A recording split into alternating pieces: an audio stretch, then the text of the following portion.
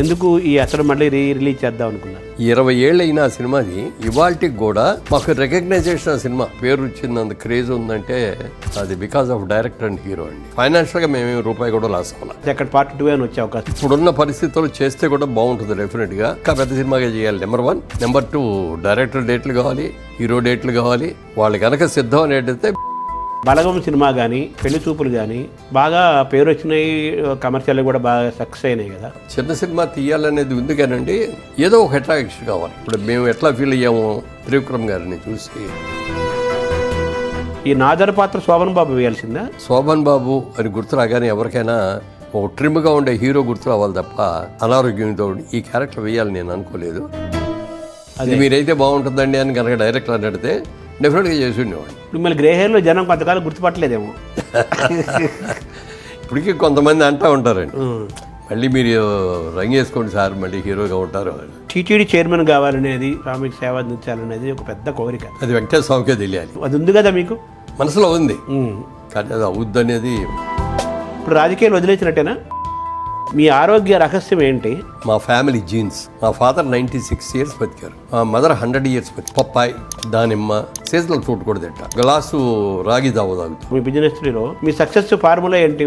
నేను చాలా మంది కూడా చెప్పేది ఒకటి, మనం ఏ పని చేస్తున్నా సరే ఇష్టపడి కష్టపడి చేయండి, సక్సెస్ అనేది ఆటోమేటిక్గా వస్తుంది. అది నీతిగా చేయండి, నిజాయితీగా చేయండి. సినీ కార్మికుల సమ్మె జరుగుతుంది కదా సార్, దీన్ని మీరు ఎలా చూస్తున్నారు? దీని పరిష్కారము? చిరంజీవి గారితో అన్న నేను, మీరు అన్ని రకాలుగా పెద్ద అర్హోత్వం మీకుంది, చేయండి అంటే ఆయన అవుతున్నారు, లేదు చేయాల్సిందేనా అన్నాను. మొత్తం మీద ఒప్పుకున్నారు. తర్వాత ఎందుకో ఎక్కడో హర్ట్ అయ్యారు పాపం. హర్ట్ చేశారు, ఎవరో కావాలని చేశారో. అప్పుడు అనౌన్స్ చేశాడు, ఇక నేను సినిమా పెద్దగా ఉండదలుచుకోలేదు, సినిమా బిడ్డగా మాత్రం ఉంటాను. ఈ మధ్య మీరు మొహానికైనా మేకప్ వేసుకున్నారా? అప్పుడప్పుడు వేసుకుంటున్నాను. ఒక్క సీతమ్మ గారిది లైఫ్ బయోపిక్, అది చాలా గొప్ప ఆవిడ. శోభన్ బాబు గారికి స్నేహితుడిని, నేనేమో నాగేశ్వరరావు గారికి శిష్యుడిని, ఎన్టీ రామారావు గారికి అభిమాని. నాగేశ్వరరావు గారు రోజున ఆయన ఏదో దీంట్లో స్టేట్మెంట్ ఇచ్చారు, క్యాన్సర్ వచ్చిందని డాక్టర్లు చెప్పారు, ఎంతకాలం బతుకుతానో నాకే తెలియదు, నేనేదో చచ్చిపోతాను అయ్యో పాపం అన్నట్టుగా మాత్రం ఎవరో మాట్లాడకండి. ఈ ఎన్ని రోజులు బతుకుతాను ఎన్ని రోజులు కూడా నేను ఆనందంగా బతకదలుచుకున్నా. ప్లస్ నేను నటిస్తూనే చచ్చిపోవాలనుకున్నా. సినిమా కూడా ఇప్పుడు నేను చేస్తున్నాను.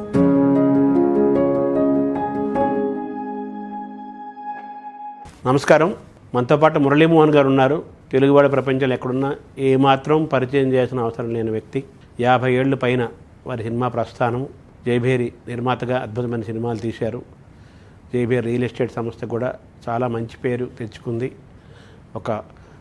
ఒక మోడల్గా ఈరోజు రియల్ ఎస్టేట్ రంగానికి ఉందని చెప్పచ్చు ఆ సంస్థ. అతడు సినిమాను రేపు 9వ తారీఖు రిలీజ్ చేస్తున్నారు. 20 ఏళ్ల తర్వాత మళ్ళీ మేకప్ వేసుకుని సినిమాలు కూడా చేయబోతున్నారు. వీటన్నింటి దృష్టిలో పెట్టుకొని ఒకసారి మురళీమోహన్ గారితో సినిమా ప్రస్థానము, వారి ఆరోగ్య రహస్యాలు, విషయాలన్నీ తెలుసుకునే ప్రయత్నం చేద్దాం. నమస్కారం. అతడు 20 ఏళ్ళు పూర్తయింది. ఎందుకు ఈ అతడు మళ్ళీ రిలీజ్ చేద్దాం అనుకున్నారు? అంటే ఇప్పుడున్న యంగర్ జనరేషన్కి హూ ఈజ్ మురళీమోహన్ అంటే ఎవరికి తెలియదు. వాళ్ళ పెద్దవాళ్ళు చెప్పి మురళీమోహన్ పెద్ద యాక్టరు, పెద్ద ప్రొడ్యూసరు అది చెప్తా అంటే ఆహా అంటారు. కానీ మా సినిమాలు కూడా చూసి ఉంటారు. ఎవరు అతని సినిమా చూసావా అని అడిగేవారు. వాళ్ళే చూశాను అన్నాడు. ఈయనే ప్రొడ్యూసర్ అని చెప్తా అంటే అవునా అని చాలా ఆశ్చర్యపోతూ అంట. అంటే 20 ఏళ్ళు అయిన ఆ సినిమాది ఇవాళకి కూడా మాకు రికగ్నైజేషన్. ఆ సినిమా ఇప్పుడు అక్కడికి వెళ్ళి, ఇప్పుడు జనరేషన్ నేను యాక్టర్ని అంటే పెద్ద యాక్టర్ని హీరోని అంటే తెలియదు కదా వాళ్ళకి. అందుకని అది ఇంత పేరు తెచ్చిపెట్టింది. మా సినిమాలు మేము తీసిన 25 సినిమాల్లో కాస్ట్లీయెస్ట్ ఫిల్మ్, పెద్ద బడ్జెట్తో తీసాం. అంటే ఇక ఫ్రీ హ్యాండ్ ఇచ్చేసాం డైరెక్టర్ గారికి. మంచి సినిమా, కథ ఎంత బాగా చెప్పాడంటే ఆయన ఇక్కడే కూర్చున్నాడు. మీరు కూర్చున్నట్టే ఇక్కడ కూర్చున్నాడు, నేను ఇక్కడ కూర్చొని నేను మా బ్రదర్ కూర్చొని విన్నాం. ఎవరు డిస్టర్బ్ చేయకూడదండి, ఒక 3 hours ఎవరిని రానివ్వకండి అన్నాడు. ఫోన్ స్విచ్ ఆఫ్ చేసాం, వాళ్ళకి చెప్పేసాం ఎవరిని రానివ్వకపో అని. 3 hours నాన్ స్టాప్గా చెప్పాడు కదా, సీన్ బై సీన్ చెప్పాడు. అంటే మా కళ్ళకి అది సినిమాలకు కనపడింది. సినిమా చూపించేశారు. సినిమా ఎలా ఉందండి అన్నాడు. చాలా చాలా చాలా బాగుందండి అని చెప్పి నాకు ఒక చిన్న ఇది ఉందండి అన్నయ్య. ఏంటన్నాడు అంటే, ఆ రోజులు మేము సినిమాలు చేసే రోజుల్లో హీరోలు చేసే రోజు హీరో అంటే శ్రీరామచంద్రుడు, నీతికి నిమ్మదికి మారుపేరు, ఇట్లా ఉండేది. ఈ కథలోకి వచ్చేది చూసినప్పటికీ హీరో కొంచెం నెగిటివ్ పాయింట్లో కనిపిస్తాడు మనకి. అదొక్కటి కొంచెం అనిపించిందండి అన్న. అంటే మురళీమోహన్ గారు మీ రోజుల్లో అన్నీ ఆ సినిమాలే కాదని కాదు, కానీ ఇవాళ రోజున ఒక నెగిటివ్లో ఉన్న క్యారెక్టర్ పాజిటివ్ అయ్యి అట్లా హీరో అయ్యాడని చూపించడం అనేది ఇప్పుడున్న స్టైల్ కానీ పద్ధతి కానీ అన్నగానే మా బ్రదర్ పక్కన కూడా ఈ రీసెంట్గా వస్తున్న ఇంగ్లీష్ ఫిలిమ్స్ కూడా అట్లాగే ఉన్నాయి అన్నయ్య, బాగుంది, అదేం ఆ నెగిటివ్ ఏమనిపించదు అన్నాడు. ప్రొసీడ్ అవ్వండి సార్, ఈ సినిమాకి అంటే ఆయన డైరెక్టర్గా చేద్దామన్న ఆలోచన మొట్టమొదటి మాకే వచ్చింది. మాటలను స్క్రీన్ ప్లే ఇవన్నీ రాసేవారు, మంచి హిట్స్ వచ్చినాయి. అవన్నీ మేము చూసి ప్రతి సినిమా చూసి కూడా భలే ఉంది. డైలాగ్ ఎస్పెషల్లీ ఎంత బాగా రాస్తాడు అని అనుకొని నేను మా బ్రదర్ కూర్చొని మాట్లాడుకున్నప్పుడు మంచి సబ్జెక్ట్ ఏమైనా ఉందో అడుగుదాం ఆయన్ని. ఆయన కనుక మంచి సబ్జెక్ట్ చెప్తే డైరెక్టర్ కూడా ఆయనకి వేద్దాం, ఇంతవరకు డైరెక్టర్ అవ్వలేదు కదా, మనం డైరెక్టర్ చేద్దాం అని అనుకొని కథ విన్న తర్వాత చాలా బాగుంది. అప్పుడు చెప్పాం, ఏమంటే ఈ సినిమా మీరే డైరెక్ట్ చేయాలండి అంటే అనగానే ఆయన నవ్వి ఒక చిన్న మాట ఉందండి, చిన్న ఇదండి అని నేను చెప్పండి అన్న. కొద్ది రోజుల క్రితం నేను స్రవంతి కిషోర్ గారికి మాట ఇచ్చానండి, మొదటి సినిమా ఆయనకి చేస్తానని అన్నాడు. మాదేమో పెద్ద హీరోతో సినిమా, అదేమో చిన్న హీరోతో అప్పుడే అప్కమింగ్ హీరోతో తీస్తున్న సినిమా. అయినా సరే ఆయన మాట అన్నప్పుడు అలాగేనండి, అయితే మీరు మాట నిలబెట్టుకోండి, మేము అప్పుడు దాకా ఆగుతాం అంటే ఇమ్మీడియట్గా మొదలు పెట్టేస్తున్నామండి, 2 నెలల్లో అయిపోద్దండి షూటింగు, మనం ఇప్పటి నుంచే మిగిలిన కార్యక్రమం అంతా చేసుకోవచ్చు అంటే వెళ్ళాను. అక్కడి నుంచి ఆయన స్క్రీన్ ప్లే వర్క్ చేయడం కానీ, డైలాగ్స్ రాసుకోవడం కానీ, మేము మిగిలిన క్యాస్టింగ్ ఫైనలైజ్ చేయడం కానీ ఇవన్నీ చేసుకుంటూ వచ్చాం. అప్పుడు ఒకటే చెప్పాను ఆయనకి, సార్ మా ఇన్వాల్వ్మెంటు నా మాత్రంగానే ఉంటుంది, ఎందుకనంటే మీరు ఒక స్టైల్ న్యూ టైప్ ఆఫ్ సినిమాని మీరు తీస్తున్నారు. ఇప్పుడు దాకా మేము తీసిన సినిమాలు వేరు, ఇప్పుడు మీరు తీయబోతున్న సినిమా వేరు. అందుకని ఈ సినిమా బాధ్యత మొత్తంగా మీకే అప్పచెప్తారు, మీరే చేయండి, మీకు ఏం కావాలంటే తీసుకోండి, ఎంత డబ్బులు కావాలంటే అంత తీసుకోండి అని చెప్పి ఫ్రీ హ్యాండ్ ఇచ్చాం. అలాగే ఆయన తీసుకొని చాలా బాగా చేశారు. ఇప్పటికీ కూడా దానికి అంత పేరు వచ్చింది, అంత క్రేజ్ ఉందంటే అది because of director and hero అండి, వాళ్ళిద్దరే. మీకు ఆర్థికంగా కూడా తృప్తినిచ్చినట్టు చెప్పచ్చా సినిమా? ఆర్థికంగా అనుకున్నంత రాలేదు కానండి, పేరు ప్రఖ్యాతులు మాత్రం అద్భుతంగా వచ్చినాయి. టీవీలో అతడు ఆడినంతగా ఏ సినిమా ఆడి ఉండదు ఇప్పటికి కూడా చెప్పాలంటే. ఇప్పుడు కూడా అప్పుడు మా టీవీలో ప్రతి ఎవ్రీ సాటర్డే సండే ఇచ్చేవారు. దానికోసం ఇల్లు కట్టాం ఒకటి, మెయిన్ సెట్టు ఆ సైట్ ఉంటే ఆ సైట్లో చాలా పక్కడ్బందీగా బ్రహ్మాండమైన ఇల్లు కట్టాం, చాలా పెద్దది. అది అందరూ షూటింగ్లకి అడుగుతా అంటే మా షూటింగ్ అయ్యేవరకు ఇవ్వండి, మా షూటింగ్ అయ్యాక ఇస్తామండి అని చెప్పి ఇన్ కార్డు ఇచ్చాం. దానికి చాలా బిజీగా ఉండేది. మాకు ఆ సెట్ మీద రానివ్వండి, లేకపోతే రైట్స్ మీద రానివ్వండి, థియేట్రికల్ రిలీజ్ కంటే కూడా అవన్నీ కూడా వచ్చి ఫైనాన్షియల్గా మేమేమి రూపాయి కూడా లాస్ అవ్వాలి, కానీ పేరు మాత్రం బ్రహ్మాండమైన పేరు వచ్చింది. ఇప్పుడు వచ్చిన యంగర్ జనరేషన్ ఇవాళకి కూడా వాళ్ళు టీవీలోనూ ఎక్కడో చూశారు, వీళ్ళందరూ కూడా యంగర్ జనరేషన్ కూడా సినిమాలో చిన్న స్క్రీన్ మీద చూశారు, స్మాల్ స్క్రీన్ మీద తీశారు తప్ప బిగ్ స్క్రీన్ మీద వాళ్ళు ఎవరు చూడాల.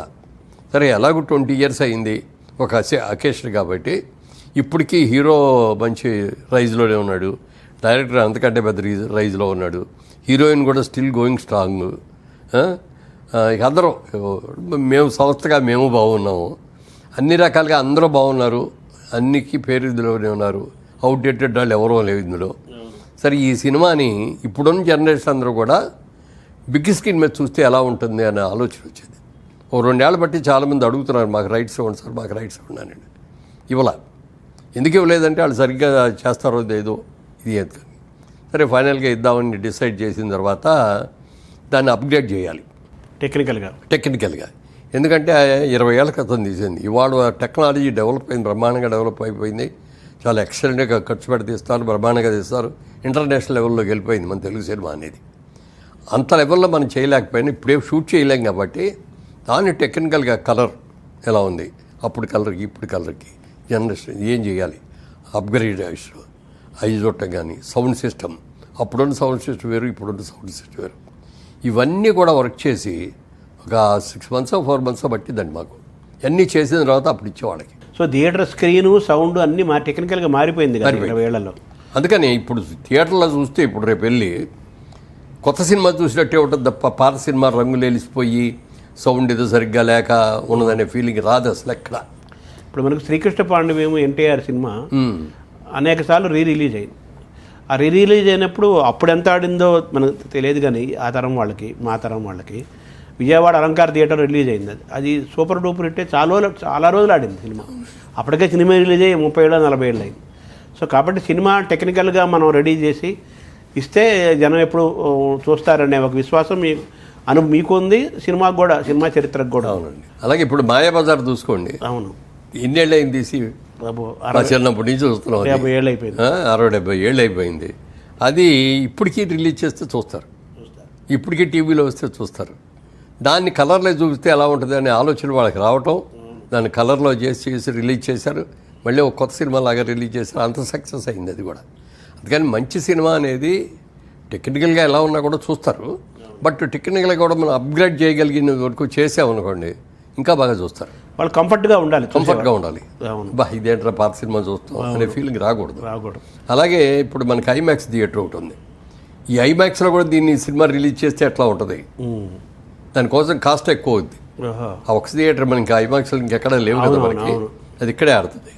ఆ ఒక్క థియేటర్ కోసమైనా దాన్ని మళ్ళీ అప్గ్రేడ్ చేస్తాం, చేసేసారా, రిలీజ్ నాటికి వచ్చేస్తుంది. అది కూడా ఒక కొత్త సినిమా, మళ్ళీ కొత్తగా తీసిన సినిమా రిలీజ్ చేసినంత పని చేస్తున్నట్టు లెక్క ఆల్మోస్ట్. అంతే కదా. అంటే ఇందులో డబ్బులు గురించి ఆలోచించట్లేదు మేము ఎవరు కూడా. అవునవును.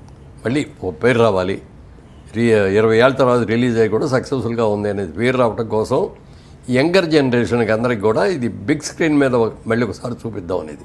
ఇప్పుడు మళ్ళీ మహేష్ బాబు గారి సినిమా ఇంకా రిలీజ్ అవ్వాలంటే 1.5 years 2 years పడుతుంది. అవునవును. రాజమౌళి గారు తీసే సినిమా. ఎందుకంటే ఆయన షూటింగ్ అయిపోయినా కూడా టెక్నికల్గా చాలా వర్క్ ఉంటుంది ఆయన దగ్గర. అవును. ఇవన్నీ చేయడానికి ఈ లోపల ఈ సినిమా వెళ్ళింది అనుకోండి, ఒకసారి హీరోని మళ్ళీ లైవ్లో చూపించినట్టు ఉంటుంది. అవును. అప్పుడు మహేష్ బాబు 20 ఏళ్ల క్రితం ఎలా ఉన్నాడో ఆల్మోస్ట్ ఇప్పుడు ఇంకా చెప్పరు, ఇంకా యంగ్గా ఉన్నాడు, ఇంకా ట్రిమ్గా ఉన్నాడు. అవును. గెటప్స్లో కూడా ఇంకా బాగా డెవలప్ చేసుకున్నాడు చక్కగా. అవును. అప్పుడు సినిమా టైంలో కృష్ణ మీ క్లాస్మేట్, మీకు ఏలూరు అందరికి తెలిసిన వాళ్ళకి తెలుసు, ఈ జనరేషన్ తెలియకపోవచ్చు కానీ చాలామంది తెలుసు. అప్పుడు మహేష్ బాబులో మీరు గమనించి చేయండి సార్, ఆ సినిమా నిర్మాతగా ఆ సమయంలో షూటింగ్ సమయంలో అబ్జర్వ్ చేసినప్పుడు. మహేష్ బాబుతో అంతకు ముందు నుంచే పరిచయం ఉంది, బాగా పరిచయం. అంటే చైల్డ్ ఆర్టిస్ట్గా అతను చేసేటప్పటి నుంచి కొన్ని సినిమాలు మేము చేసాం. పద్మాలయ ఏదో చేసిన దాంట్లో కృష్ణ గారు, నేను, మహేష్ బాబు చిన్నాడు చేసి అందులో మళ్ళీ ఫైట్ సీన్లు ఉంటాయి, అవన్నీ కూడా అద్భుతంగా చేసేవాడు. కృష్ణ గారిని తండ్రికి మించిన తనయుడు అవుతాడు ఈ అబ్బాయి అనే ఫీలింగ్ నాకు ఆ రోజునే వచ్చింది. సో అతడు సినిమాలో కూడా మీకు అలా అనిపించింది ఆ షూటింగ్ టైం? డెఫినెట్గా. అక్కడ పార్ట్ 2 అని వచ్చే అవకాశం, పార్ట్ 2 వచ్చే అవకాశం ఉందా అనేది చాలామంది ప్రశ్నిస్తున్నారు. ఇప్పుడున్న పరిస్థితుల్లో చేస్తే కూడా బాగుంటుంది డెఫినెట్గా. ఎందుకంటే సినిమా ఎండింగ్ కూడా మేము ఏమైంది ఏమిటి అని శుభం కార్డులాగా ఎక్కడ చూపించకుండా ఆ అస్థికలో అవన్నీ కూడా కలిపేసి అక్కడి నుంచి వెళుతూ మళ్ళీ తిరుగు ఆ గ్రామానికి వెళుతున్నాడు మన ఉద్దేశం. అంతే, ఇంటర్వెల్ లాగా ఉంది అది శుభంగా. సో దాన్ని చెయ్యాలనుకుంటే డెఫినెట్గా చాలా బాగా చేయొచ్చు. అయితే పెద్ద సినిమా, ఇంకా పెద్ద సినిమాగా చేయాలి. నెంబర్ 1. నెంబర్ 2 డైరెక్టర్ డేట్లు కావాలి, హీరో డేట్లు కావాలి. వాళ్ళు కనుక సిద్ధం అనేటైతే మేము సినిమా తీయడానికి మేము సిద్ధమే. అదే హీరో అదే డైరెక్టర్తోనే అదే వాళ్ళు ఓకే అంటే మీరు సిద్ధంగా ఉన్నారు. ఇప్పుడు మీ వారసురాలుగా, అంటే మీ సినిమా వారసురాలుగా ప్రియాంకను తీసుకొచ్చినట్టేనా చెప్పచ్చా? యాస్టీస్గా ప్రియాంకకి బాగా ఇంట్రెస్ట్ ఎక్కువ అండి. ఇక్కడ బాగా చదువుకున్న తర్వాత మాస్టర్స్ చేయడానికి అమెరికా వెళ్ళింది. లాస్ ఏంజలస్కి వెళ్ళి అక్కడ జాయిన్ అయ్యి మాస్టర్స్ కూడా అయిపోయిన తర్వాత సినిమా ప్రొడక్షన్ ఎట్లా ఉంటుంది, సినిమా డిస్ట్రిబ్యూషన్ ఎలా ఉంటుంది, సినిమా బిజినెస్ ఎలా ఉంటుంది అనేది తెలుసుకోవటం కోసం అని ఒక 5 years అక్కడ జాబ్ చేసింది ఒక పెద్ద కంపెనీలో. నేను అన్నా, అదేంటమ్మా మన కంపెనీ మనది, నువ్వు ఇక్కడ కూర్చొని నువ్వు సెలెక్ట్ చేసుకోవాల్సింది పోయి నువ్వు క్యూలో నుంచో వెళ్ళి వాళ్ళ దగ్గరికి వెళ్ళి ఇంటర్వ్యూలకు వెళ్తున్నావు ఏంటి అది అంటే, నేర్చుకోవాలి పెదనాన్నగారు, ఇవన్నీ నేను నేర్చుకోవాలి కదా, నాకు కూడా తెలుసుకోవాలి కదా అని చెప్పి. ఇప్పటికి కూడా ఏదన్నా చెప్పదలుచుకుంటే చెప్తే వరల సినిమా, మీరు ఏ సినిమా గురించి అని మాట్లాడండి, అనర్గళంగా దాని గురించి మాట్లాడేసేస్తాను. Full knowledge. సో ఇప్పుడు మీకు వారసత్వం అని చెప్పాలా కదా మరి. అప్పుడు అతడు వారసత్వం, అదే వారసత్వం.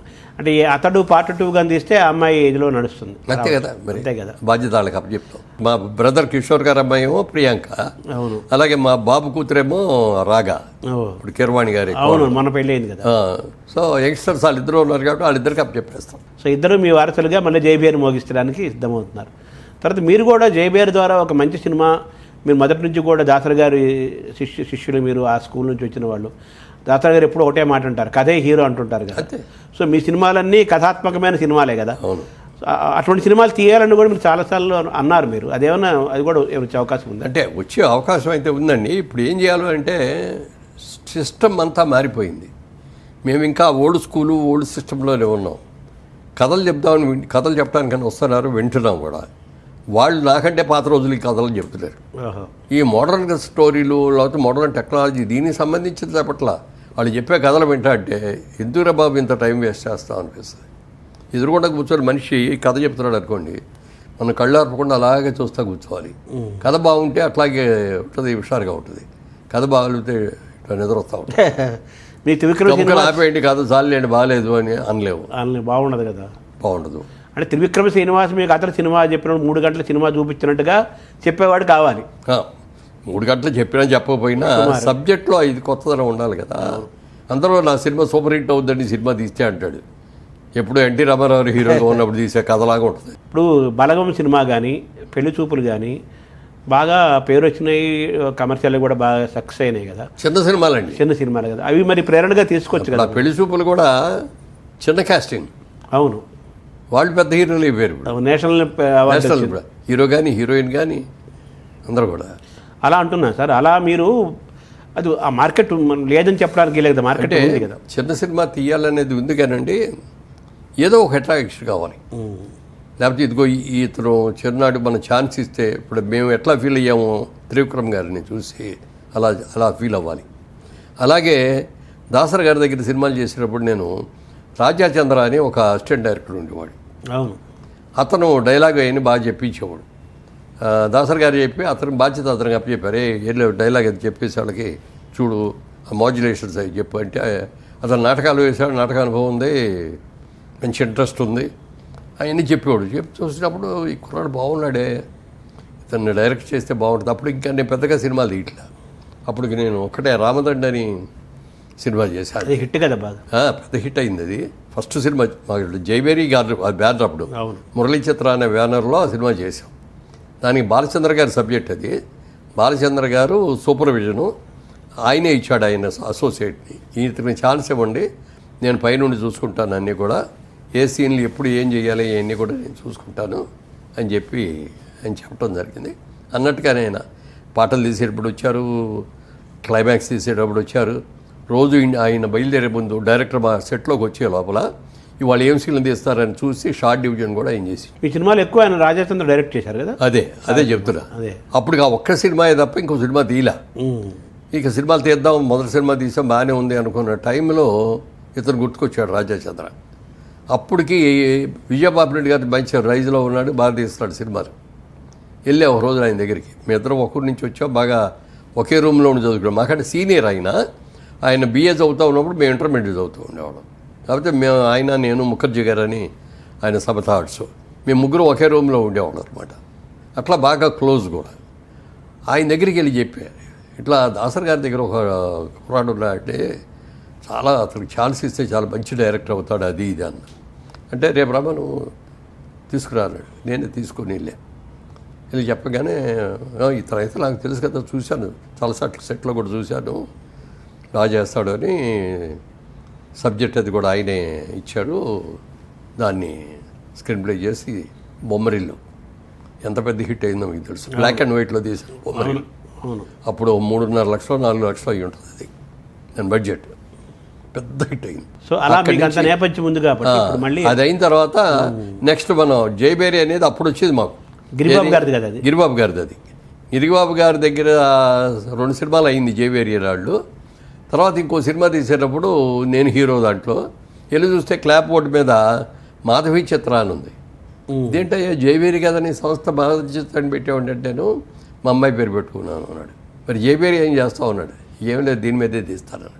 అయితే జైబేరి నాకు ఇచ్చి, నాకు జైబేరి అంటే ఇష్టం, ఒక మంచి గుడ్ సైన్ అది. జైబేరి మోగించింది అంటే విజయ మూవీస్ లాగా జైబేరి. ఇదివరకు రాజులందరూ కూడా యుద్ధానికి వెళ్ళేటప్పుడు జైబేరి మోగించేవారు, యుద్ధంలో విజయం వచ్చిన తర్వాత కూడా జైబేరి మోగించేవారు, జయశబ్దం కాబట్టి. అలాగే ఇప్పుడు ఇవాళ పేపర్స్లో చూస్తే క్రికెట్ మ్యాచ్ అవ్వగానే మన వాళ్ళు జైబేరి మోగించారు అని చెప్పి ఈనాడు ప్రత్యేకంగా వస్తుంది, అట్లా హెడ్డింగ్ పెట్టేస్తారు. సో అలాగా మళ్ళీ మీరు సినిమా చిన్న సినిమా కథలు తీసుకొని ఒక ప్రణాళిక నడుస్తుంది. అప్పుడు కథ చెప్తున్నాం ఇన్ని రాజేంద్ర గారిని. అంటే ఏయో రకరకాలు చెప్పాడు, ఏ చూసాము, ఏది నచ్చట్లేదు, ఇంకా ఏదైనా చూడండి అంటే ఓ రోజున అన్నాడు, ఏమండి విజయబాబు రెడ్డి గారు అప్పుడు ఆ రోజుల్లో విజయ అని ఒక బుక్ ఉండేది. ఆ బుక్లో వెనక పక్కన ఇంకో నవల, చిన్న నవల ఒకటి అటాచ్ చేసి 2 పిన్ చేసి అమ్మేవాడు. మార్కెట్.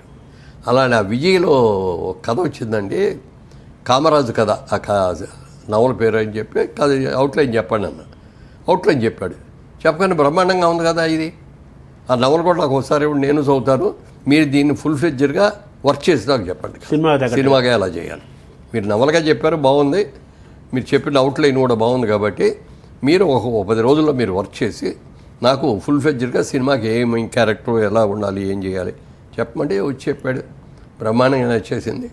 వెంటనే వెళ్ళామని జయసూద్ గారి దగ్గర కాల్ షీట్లు తీసుకున్నాం. అది బ్లాక్ అండ్ వైట్ సినిమా. అవును, పర్వాలబ్బాయి కూడా. అప్పటికే నాకు అది 100వ సినిమా.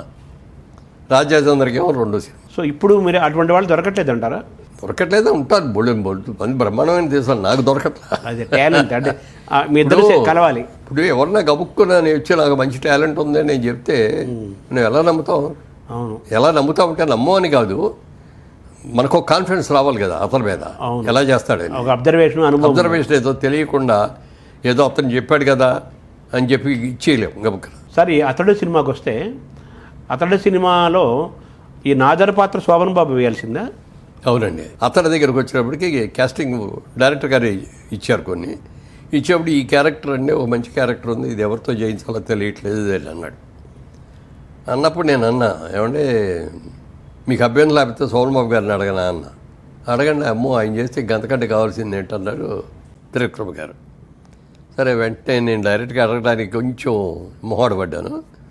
మొహాడపడి మా మేకప్ మ్యాన్ రాబోని పిలిచి ఒక చెక్కు, బ్లాంక్ చెక్ మీద సంతకం పెట్టేసి ఇచ్చి, నువ్వు తీసుకొని వెళ్ళు మెడ్రాసు, వెళ్ళి ఆయనకి తీసుకెళ్ళివు. ఇట్లా ఒక మంచి క్యారెక్టర్ ఉంది, తాత క్యారెక్టరు, ఆయన చేస్తే బాగుంటుంది, రెమ్యూనరేషన్ ఆయన ఇష్టం, ఆయన ఎంత కావాలంటే ఎంత రాసుకోమను అని చెప్పి పంపించాను. పంపిస్తే ఆయన చూసి నవ్వి నాకు ఫోన్ చేశాడు. ఆయన అక్కడి నుంచి, మురళీమోహన్ గారు శోభన్ బాబు అని గుర్తు రాగానే ఎవరికైనా ఒక ట్రిమ్గా ఉండే హీరో గుర్తు రావాలి తప్ప తాత వేషాలు, నాన్న వేషాలు, హాస్పిటల్లో ఉండే కుంటాడి వేషమో లేకపోతే అనారోగ్యంతో ఈ క్యారెక్టర్ వేయాలని నేను అనుకోలేదు. ఈ సినిమా చాలు అనుకున్నా, హీరోగా చేశాను చాలు, అందుకని ఇక నేను ఫర్దర్గా అట్లాంటి క్యారెక్టర్ ఏం చేయదలుచుకోలేదు. మీరు ఇంత ఉత్సాహంగా అతనితో ఆయన మేము అప్పటికి ముగ్గురు మిత్రులని సినిమా చేసాం.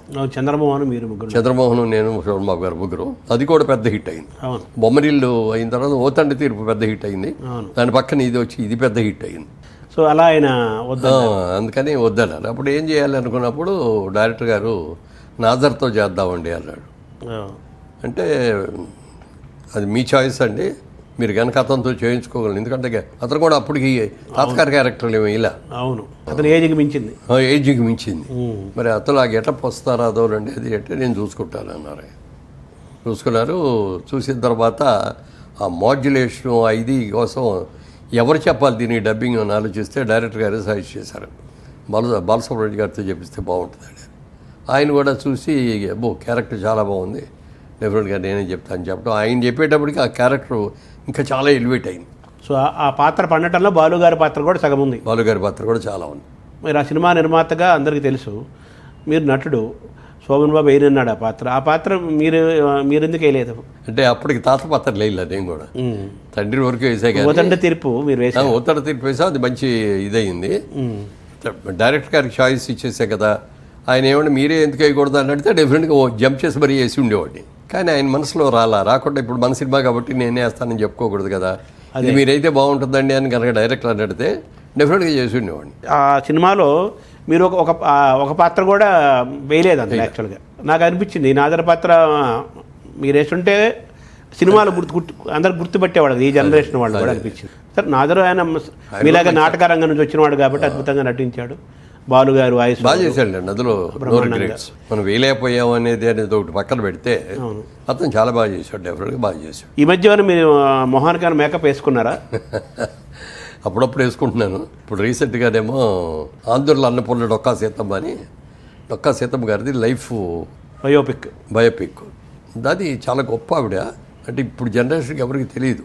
మేము ఈస్ట్ గోదావరి నుంచి వచ్చినాం కాబట్టి మాకు తెలుసు ఆవిడ గురించి. ఇప్పటికీ అక్కడ ఆ ఊళ్ళో ఆయన విగ్రహం ఉంది కొన్ని చోట్ల ఆవిడ.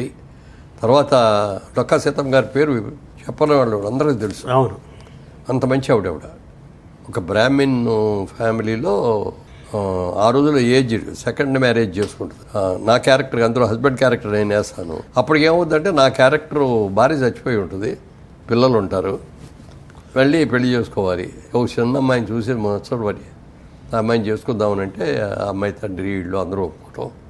అమ్మాయి ఇంకా అప్పటికి మెచ్యూర్ కూడా అన్నామన్నాం అనమాట. అప్పుడు బాగా చిన్న వయసులో చేసేవాడు. చిన్న వయసులో భార్యగా తెచ్చుకుంటాడు, చెప్తాడు కూడా ఆవిడకి, నువ్వు నాకు భార్యగా కాదు నా బిడ్డలకి తల్లిగా రావాలి అది అని ఆవిడ వస్తుంది. ఆ తర్వాత ఇక అంతే పాట అయిపోయిందా మొత్తం? మీ పాట అయిపోయిందా? జరుగుతుంది ఉంది. తర్వాత ఎస్వి కృష్ణారెడ్డి గారు వాళ్ళ మొన్న ఆ మధ్య కూడా మీరు వాళ్ళు ఏదో సినిమా తీయబోతారు, వాళ్ళు కూడా చేస్తారు. అందులో కూడా ఒక గురువు గారి వేషం. అదే వాళ్ళే ఆ సినిమాలో వాళ్ళే రంగు పడుతుంది అన్నట్టుగా రంగు పడుతుంది మీ మీద. అదే అదొకటి వేస్తాను. ఇప్పుడు దీంట్లో అఖండాలో ఒక క్యారెక్టర్ చేశాను, బాలకృష్ణ పాట. బాలకృష్ణ గారు. అవును. సో మళ్ళీ మీరు మేకప్ వేసుకుంటున్నారు. త్వరలో ఈ కొత్త జనరేషన్ ఆర్టిస్ట్ అనే వాళ్ళు ఎవరో కూడా రిటైర్మెంట్ అని అనుకోకూడదు. శోభన్ బాబు గారు అనుకున్నారంటే అది వేషం. అవును, మాజీ నటుడని ఎవరు అన్నారు కదా అందరూ. అది కాక అది నేనేమో నాగేశ్వరరావు గారి శిష్యుడు ఒక విధంగా, శోభన్ బాబు గారికి స్నేహితుడిని, నేనేమో నాగేశ్వరరావు గారికి శిష్యుడిని, ఎన్టీ రామారావు గారికి అభిమాని, రాజకీయ నాయకుడిగా ఆయన్ని, లేకపోతే ఒక జానపద నాయకుడిగా ఆయన్ని, ఓ పౌరాణిక నాయకుడు ఆయన్ని ఆరాధిస్తాను. నాగేశ్వరరావు గారు రోజున ఆయన ఏదో దీంట్లో స్టేట్మెంట్ ఇచ్చారు, నేను సినిమాలో రిటైర్ అయిపోవాలని అనుకోవటం లేదు, నేను నా ఆకర్షణ వరకు నటుడిగా ఉండదలుచుకున్నాను, నటిస్తూనే చనిపోవాలనుకుంటున్నాను అని చెప్పింది. నేను చాలా ఇన్స్పైర్ అయ్యా దానికి. చాలా ఇన్స్పైర్ అయిపోయిన తర్వాత ఆయన ఆఖరి సినిమా కూడా ఓ టైంలో ఆయనకి క్యాన్సర్ వచ్చిందనేది అర్థమైపోయింది. డైరెక్ట్ డాక్టర్లు చెప్పారు, ఫ్యామిలీని అందరినీ కూర్చోబెట్టి వాళ్ళందరికి కూడా చెప్పి, మీరెవ్వరు నా మీద సింపతి చూపించడం కానీ ఇది కానీ ఏం చేయక్కర్లేదని చెప్పి ఒక ప్రెస్ మీట్ పెట్టి ఫ్యామిలీ అందరు కలిసి కూర్చొని ప్రెస్లో అనౌన్స్ చేశాను. నాకు ఇట్లా క్యాన్సర్ వచ్చిందని డాక్టర్లు చెప్పారు, ఎంతకాలం బతుకుతారో నాకే తెలియదు, అలా అన్నానని చెప్పి మీరందరూ అయ్యో పాప నాగేశ్వరరావు అని మీరెవరు సింపతి చూపించక్కర్లేదు నాకు, మీరెవరైనా నా దగ్గరికి వచ్చినా, నన్ను చూసినా, నన్ను నాతో మాట్లాడించినా సరదాగా మాట్లాడి, నేనేదో చచ్చిపోతాను అయ్యో పాపం అన్నట్టుగా మాత్రం ఎవరో మాట్లాడకండి. ఎన్ని రోజులు బతుకుతాను ఎన్ని రోజులు కూడా నేను ఆనందంగా బతకదలుచుకున్నా. ప్లస్ నేను నటిస్తూనే చచ్చిపోవాలనుకున్నా సినిమా కూడా ఇప్పుడు నేను చేస్తున్నాను, వాళ్ళదే మనం అని చెప్పి ఫ్యామిలీ లాగా అందరు ఫ్యామిలీ మెంబర్స్ అందరూ యాక్ట్ చేసి 3 జనరేషన్ చేశారు. ఆఖరికి వచ్చేటప్పటికి ఆయన తెలిసిపోయింది ఆయనకి, ఇంకా నా రోజులు చాలా తక్కువలోనే ఉన్నాయి అనుకున్నప్పుడు హాస్పిటల్లోనే ఉన్నారు. అప్పటికి నాగార్జున పిలిచి చెప్పారు, నేను ఎప్పుడు పోతాడో నాకే తెలీదు, నేను చనిపోయిన తర్వాత దీని డబ్బింగ్ ఎవరితోనో చెప్పిస్తే బాగోదు. అంతకుముందు గుమ్మడి వెంకటేశ్వరరావు క్యారెక్టర్ చేశారు, దాని నూతన ప్రసాద్ డబ్బింగ్, దాని నూతన ప్రసాద్తో డబ్బింగ్ చెప్పించారు, అస్సలు సూట్ అవ్వాల. ఆయన అదే మెన్షన్ చేశాడు, ఏ నూతన ప్రసాద్ తీసుకొచ్చి నాకు డబ్బింగ్ చెప్పించాలి, అది ఏ మిమిక్రీ ఆర్టిస్ట్ చేయిస్తారు, వాయిస్ అయితే మిమిక్రీలో సరిపోద్దేవు కానీ ఒక ఆర్టిస్ట్గా నేను చేసిన ఇదిని నేను చేసి నా డబ్బింగ్ నేను చెప్పుకుంటేనే బాగుంటుంది, అందుకని నా సినిమా డబ్బింగ్ కూడా నేనే చెప్పాలనుకుంటున్నా, నువ్వు వెంటనే ఏర్పాటు చేయ నాకు డబ్బింగ్ అన్నాడు. నాగార్జున కూడా అన్నీ తెలుసుకొని ఆ ఎక్విప్మెంట్ అని తీసుకొచ్చి హాస్పిటల్ రూమ్లో కూడా పెట్టి అక్కడే డబ్బింగ్ చెప్పించారు. సో అలా ఆయన ఇన్స్పిరేషన్ మీకు వరకు నటించాలి. చాలు అట్లా ఆయన ఆఖరి నిమిషం దాకా కూడా నటిస్తూనే వెళ్ళిపోయారు. సో అందుకని అది కూడా ఇన్స్పిరేషన్ అదే, నేను రిటైర్ అవ్వను, ఆర్టిస్ట్గా అసలు రిటైర్ అవ్వను, నాకు ఓపిక ఉన్నంత వరకు, నాకు వేషాలు వచ్చినంత వరకు నేను చేస్తాను. అలా అని చెప్పి నేను ఎవరి దగ్గరికి వెళ్ళి నాకు వేషం ఉండని నేను అడగను.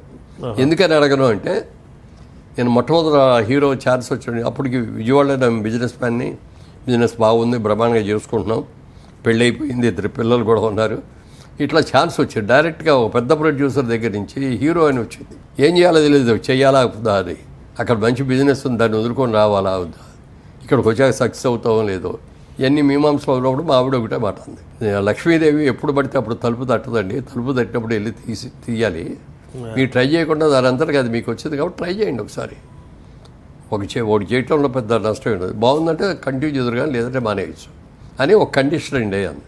ఏంటి అన్న, షూటింగ్ అయిపోగానే మళ్ళీ మీరు విజయవాడ వచ్చేసి బిజినెస్ చూసుకుంటూ ఉండాలి, మెడ్రాస్లో కూర్చోవడం, ఆల్బమ్ తీసుకెళ్ళి ఏమని నేను పలానా సినిమాలో హీరోగా చేశాను, మీ సినిమాలో ఏదైనా వేషం నేను అడగటం కానీ చేయకూడదు, ఈ కండిషన్ పెట్టి, ఆ కండిషన్ ఈ రోజు వరకు కూడా నేను తప్పకుండా పాటిస్తాను. సో మీరు అడగట్లేదు, ఎవరిని అడగను. ఈవెన్ ఆ రోజున ఇప్పుడు మీరు ఇందాక అన్నారే అతడిలో ఆ వేషం మీరు చేస్తే బాగుండేది, మనసులో నాకు ఉందేమో కానీ నేను అది కూడా అడగల. డైరెక్ట్ గారి దగ్గరికి వెళ్ళి ఏమంటే ఆ వేషం నేను వేస్తానండి అని మా సొంత సినిమా నేను చేస్తానంటే కాదని కూడా అండాగిన అయినా సరే నేను అడగల. ఆయన చాయిస్ కుదరాలి. సో మీరు ఎన్ని డబ్బులు సంపాదించినా ఎంపీ చేశారు, చాలా పోస్టులు చేశారు, అయినప్పటికీ కూడా మీరు ఎక్కువ ఆనందం పొందేది ఆ మొహాన్ని రంగేసుకొని కెమెరాకి అడ్రస్ చేసినప్పుడే. అవునండి. యాక్చువల్గా ఓ తండ్రి తీర్పు తీసేటప్పుడు ఆ సినిమా ఇక బాగా ఇన్స్పైర్ అయ్యాను కథ విని. రీమేక్ అది ఒరిజినల్గా రాజేష్ ఖన్నాను షబనాజ్ మీ చేశారు. అది తీద్దామని అనుకున్నాం, అన్నీ ఫైనలైజ్ అయిపోయినాయి. ఇక 3 రోజుల్లో షూటింగు, ఒక వారం రోజులు బట్టి 10 రోజులు బట్టి ఇట్లాగే గెడ్డవది కూడా పెంచుతున్నారు ఆ క్యారెక్టర్ కోసం. డైరెక్ట్గా చెప్పాను, ముందు ఈ గెడ్డంతో ఉండే క్యారెక్టర్ చేసేయండి, తర్వాత తీసేసి మళ్ళీ ఫ్లాష్ బ్యాక్ సాంగ్స్ ఇట్లాంటివి ఏమైనా ఉన్నాయి వాటిలో చేసుకుందాం అని చెప్తే సరే అన్నాడు. రేపు మార్నింగ్ షూటింగ్ కనుక ఇవాళ సాయంత్రం నాకు పిలిచాయని నాకు భయం వేస్తుంది రాజా చంద్ర, నేను ఈ వేషాన్ని చెడగొడతానేమోనని నాకు భయంగా ఉంది. సినిమా సక్సెస్ అయితే వెళ్ళండి గుడ్, సక్సెస్ కాకపోతే మురళీమోహన్ ఆ వేషం వేయటం మూలంగా సినిమా ఫెయిల్ అయిందనే పేరు నాకు రాకూడదని అనుకుంటున్నాను. అంటే అన్నయ్య మీరు అసలు అలాంటి డౌట్ పెట్టుకోకండి, మీరు బ్రహ్మాండంగా చేస్తారు, నేను ఉన్నాను కదా, నేను చూసుకుంటా కదా, మీరు చేయండి ధైర్యంగా, పొద్దున్నే ధైర్యంగా మేకప్ వేసుకొని వచ్చేయండి అన్నాడు. అట్లా బిగినింగ్ 1 day 2 days అయ్యేదాకా దాని మీద ఒక కమాండ్ వచ్చింది, ఇక చేయగలం, ఇక ధైర్యం వచ్చింది, ఏం డౌట్ పడక్కర్లేదు, వచ్చి చేసాం. అది అదొక బడిపంతుల్లో ఎన్టీఆర్ లాగా ఒక గంభీరమైన పాత్ర. అవును, మీ గెటప్ కూడా అలా అనిపిస్తుంది నాకు. బడిపంతులు గుర్తొస్తుంది ఎన్టీఆర్ పాత్రే. అది అప్పట్లో రీమేక్కి అవార్డు ఇవ్వకూడదు అనేది లేదు, నంది అవార్డ్స్ తీయచ్చు. దీనికి అవార్డు ఇద్దామని వచ్చిన రోజున కమిటీలో డిస్కస్ చేసుకుంటారు కదా, కొంతమంది అది బాగుందన్నారు, కొంతమంది ఏదో అన్నారు. ఒక ఆయన ఎవరో అన్నాడంట, ఏమంటే మురళీమోహన్ అనగానే హీరోగా గుర్తొస్తుంది కానీ ఏదో ఫాదర్ లాగా అనిపించలేదు, ఏదో పేరు చిత్తకర్రాడికి వేషం వేసినట్టుగా ఉంటుందేమో అన్నాడు. ముసలి వేషం ముసలాడి వేయటం గొప్ప కాదు, యంగ్గా ఉన్నతను ముసలి వేషం వేసి మెప్పించడం అనేది గొప్ప. అందుకని దీంట్లో డౌట్ లేకుండా ఈ క్యారెక్టర్కే బెస్ట్ యాక్టర్ ఇవ్వాలి, బెస్ట్ పిక్చర్ అవార్డు వచ్చింది, బెస్ట్ యాక్టర్ అవార్డు వచ్చింది. అలా ఆ పాత్ర అలా వేయటం వల్ల అవార్డు వచ్చింది, గుర్తింపు వచ్చింది, అంతే కదా. వచ్చింది, డబ్బులు కూడా బాగా వచ్చాయి, డబ్బులు కూడా చాలా బాగా ఆడింది. ఆ గడ్డం గురించి గుర్తు చేశారు. ఈ మధ్య మేము క్లీన్ షేవ్తో కనిపించారు మొన్న ఈ ఏదో మీటింగ్లో. ఏంటి సార్ ఆ రహస్యము? అది ఇందాక చెప్పే కదా, డొక్కా సీతమ్మ సినిమా చేస్తారు, అందులో ఆ హస్బెండ్ క్యారెక్టర్ అనేసి లేటర్ పార్ట్ అంతా ఇట్లా గడ్డం ఇది ఉండి ఇట్లాగే కొంచెం జిప్పుడు జుట్లాగా ఉండేది, అట్లా ఉంటుంది. దాంట్లో కొంచెం ఈ ఓల్డ్లో కొంచెం యంగ్ ఉంటుంది, అది చేసేటప్పుడు కొంచెం నీట్గా ఉండాలన్నమాట. అప్పుడు అందుకనే గడ్డం అయిన తీసేసి ఆ గెటప్లో చేసాం. అది సో ఇంకా పాత్ర ఉంది కాబట్టి మళ్ళీ క్లీన్ షేవ్ ఉన్నప్పుడు క్లీన్ షేవ్ చేస్తూ ఉండాలి. అదే చెప్పాడు డైరెక్టర్కి, ఏమండి వాళ్ళది క్లీన్ షేవ్ చేసిన తర్వాత రేపు పొద్దున మళ్ళీ ఈ గెటప్ రావాలంటే రాదండి, మళ్ళీ 15 రోజులు నాకు గ్యాప్ ఇస్తేనే మళ్ళీ ఇది వస్తుంది అని. అలాగే చేద్దామండి అని. సార్ మామూలుగా మీరు అంతమంది మంచి కలర్ఫుల్ షర్ట్లు వేసి ఇన్సర్ట్ చేసి షూస్ వేసి తలకు రంగేసి మొత్తం 50 ఏళ్ళ మనిషిలా ఉండేవాళ్ళు కదా, తర్వాత మళ్ళీ మీ గెటప్ మార్చేసి మీరు గ్రే హెయిర్లోకి వచ్చేసారు. ఇప్పుడు గ్రే హెయిర్ ఫ్యాషన్ అనుకోండి లేటెస్ట్, అది అలా ఉంచుదాము. ఈ ఫ్యాషన్కి ముందు నుంచి ఎందుకు మీరు గ్రే హెయిర్లోకి వచ్చేసారు? గడ్డం పెంచడం సినిమాల్లో ఉన్నప్పుడు నన్ను ఎవరో ముసలాడని అనుకోరు, అంటే ఇప్పుడు అనుకుంటారు, అది వేరే విషయం. కానీ ఆ రోజులు యంగ్ కింద నేను రిటైర్మెంట్ కూడా నాకు నేనే అనౌన్స్ చేసుకున్నాను. ఏది జనం చూసి బోరు కొడుతుంది, ఇంకా ఇప్పుడు రోజులు ఎన్ని రోజులు హీరో ఇస్తాడు అని అనిపించుకోకూడదు, మనకు మనం రిటైర్ అయిపోవాలి అని చెప్పి ఒకరోజు ప్రెస్ మీట్ పెట్టి ప్రెస్లో ఇక నుంచి నేను హీరో వేయదలుచుకోవట్లేదు. అప్పటికే 50 ఏళ్ళు వచ్చేసి నాకు, 50 ఏళ్ళు 55 ఏళ్ళు వచ్చాయి. ఇక నుంచి హీరోగా వేయదలుచుకోలేదు, మా సొంత సినిమాల్లో కూడా హీరోగా అయ్యనని చెప్పి అనౌన్స్ చేశాను. చేసి అక్కడి నుంచి మానేశాను. మానేసిన తర్వాత ఫాదర్ క్యారెక్టర్లు అట్లాంటివి వచ్చినాయి, కొన్ని సినిమాలు చేశా. కానీ సినిమా రిలీజ్ అయిన తర్వాత హీరో ఫాదర్ లాగా లేడండి, హీరోయిన్ ఫాదర్ లాగా లేడండి, బ్రదర్ లాగా ఉన్నాడండి అని కామెంట్స్ వచ్చాయి. దాంతో నేను అనుకున్న లెవెల్లో అవి రాలా. మనం ఇక అయ్యే రావాలి, దాని మీద బేస్ అయితే మనం లాభం లేదని చెప్పి అప్పటికి ఫ్యామిలీ కూడా ఇక్కడ షిఫ్ట్ చేసాం, ఇండస్ట్రీ కూడా షిఫ్ట్ అయింది.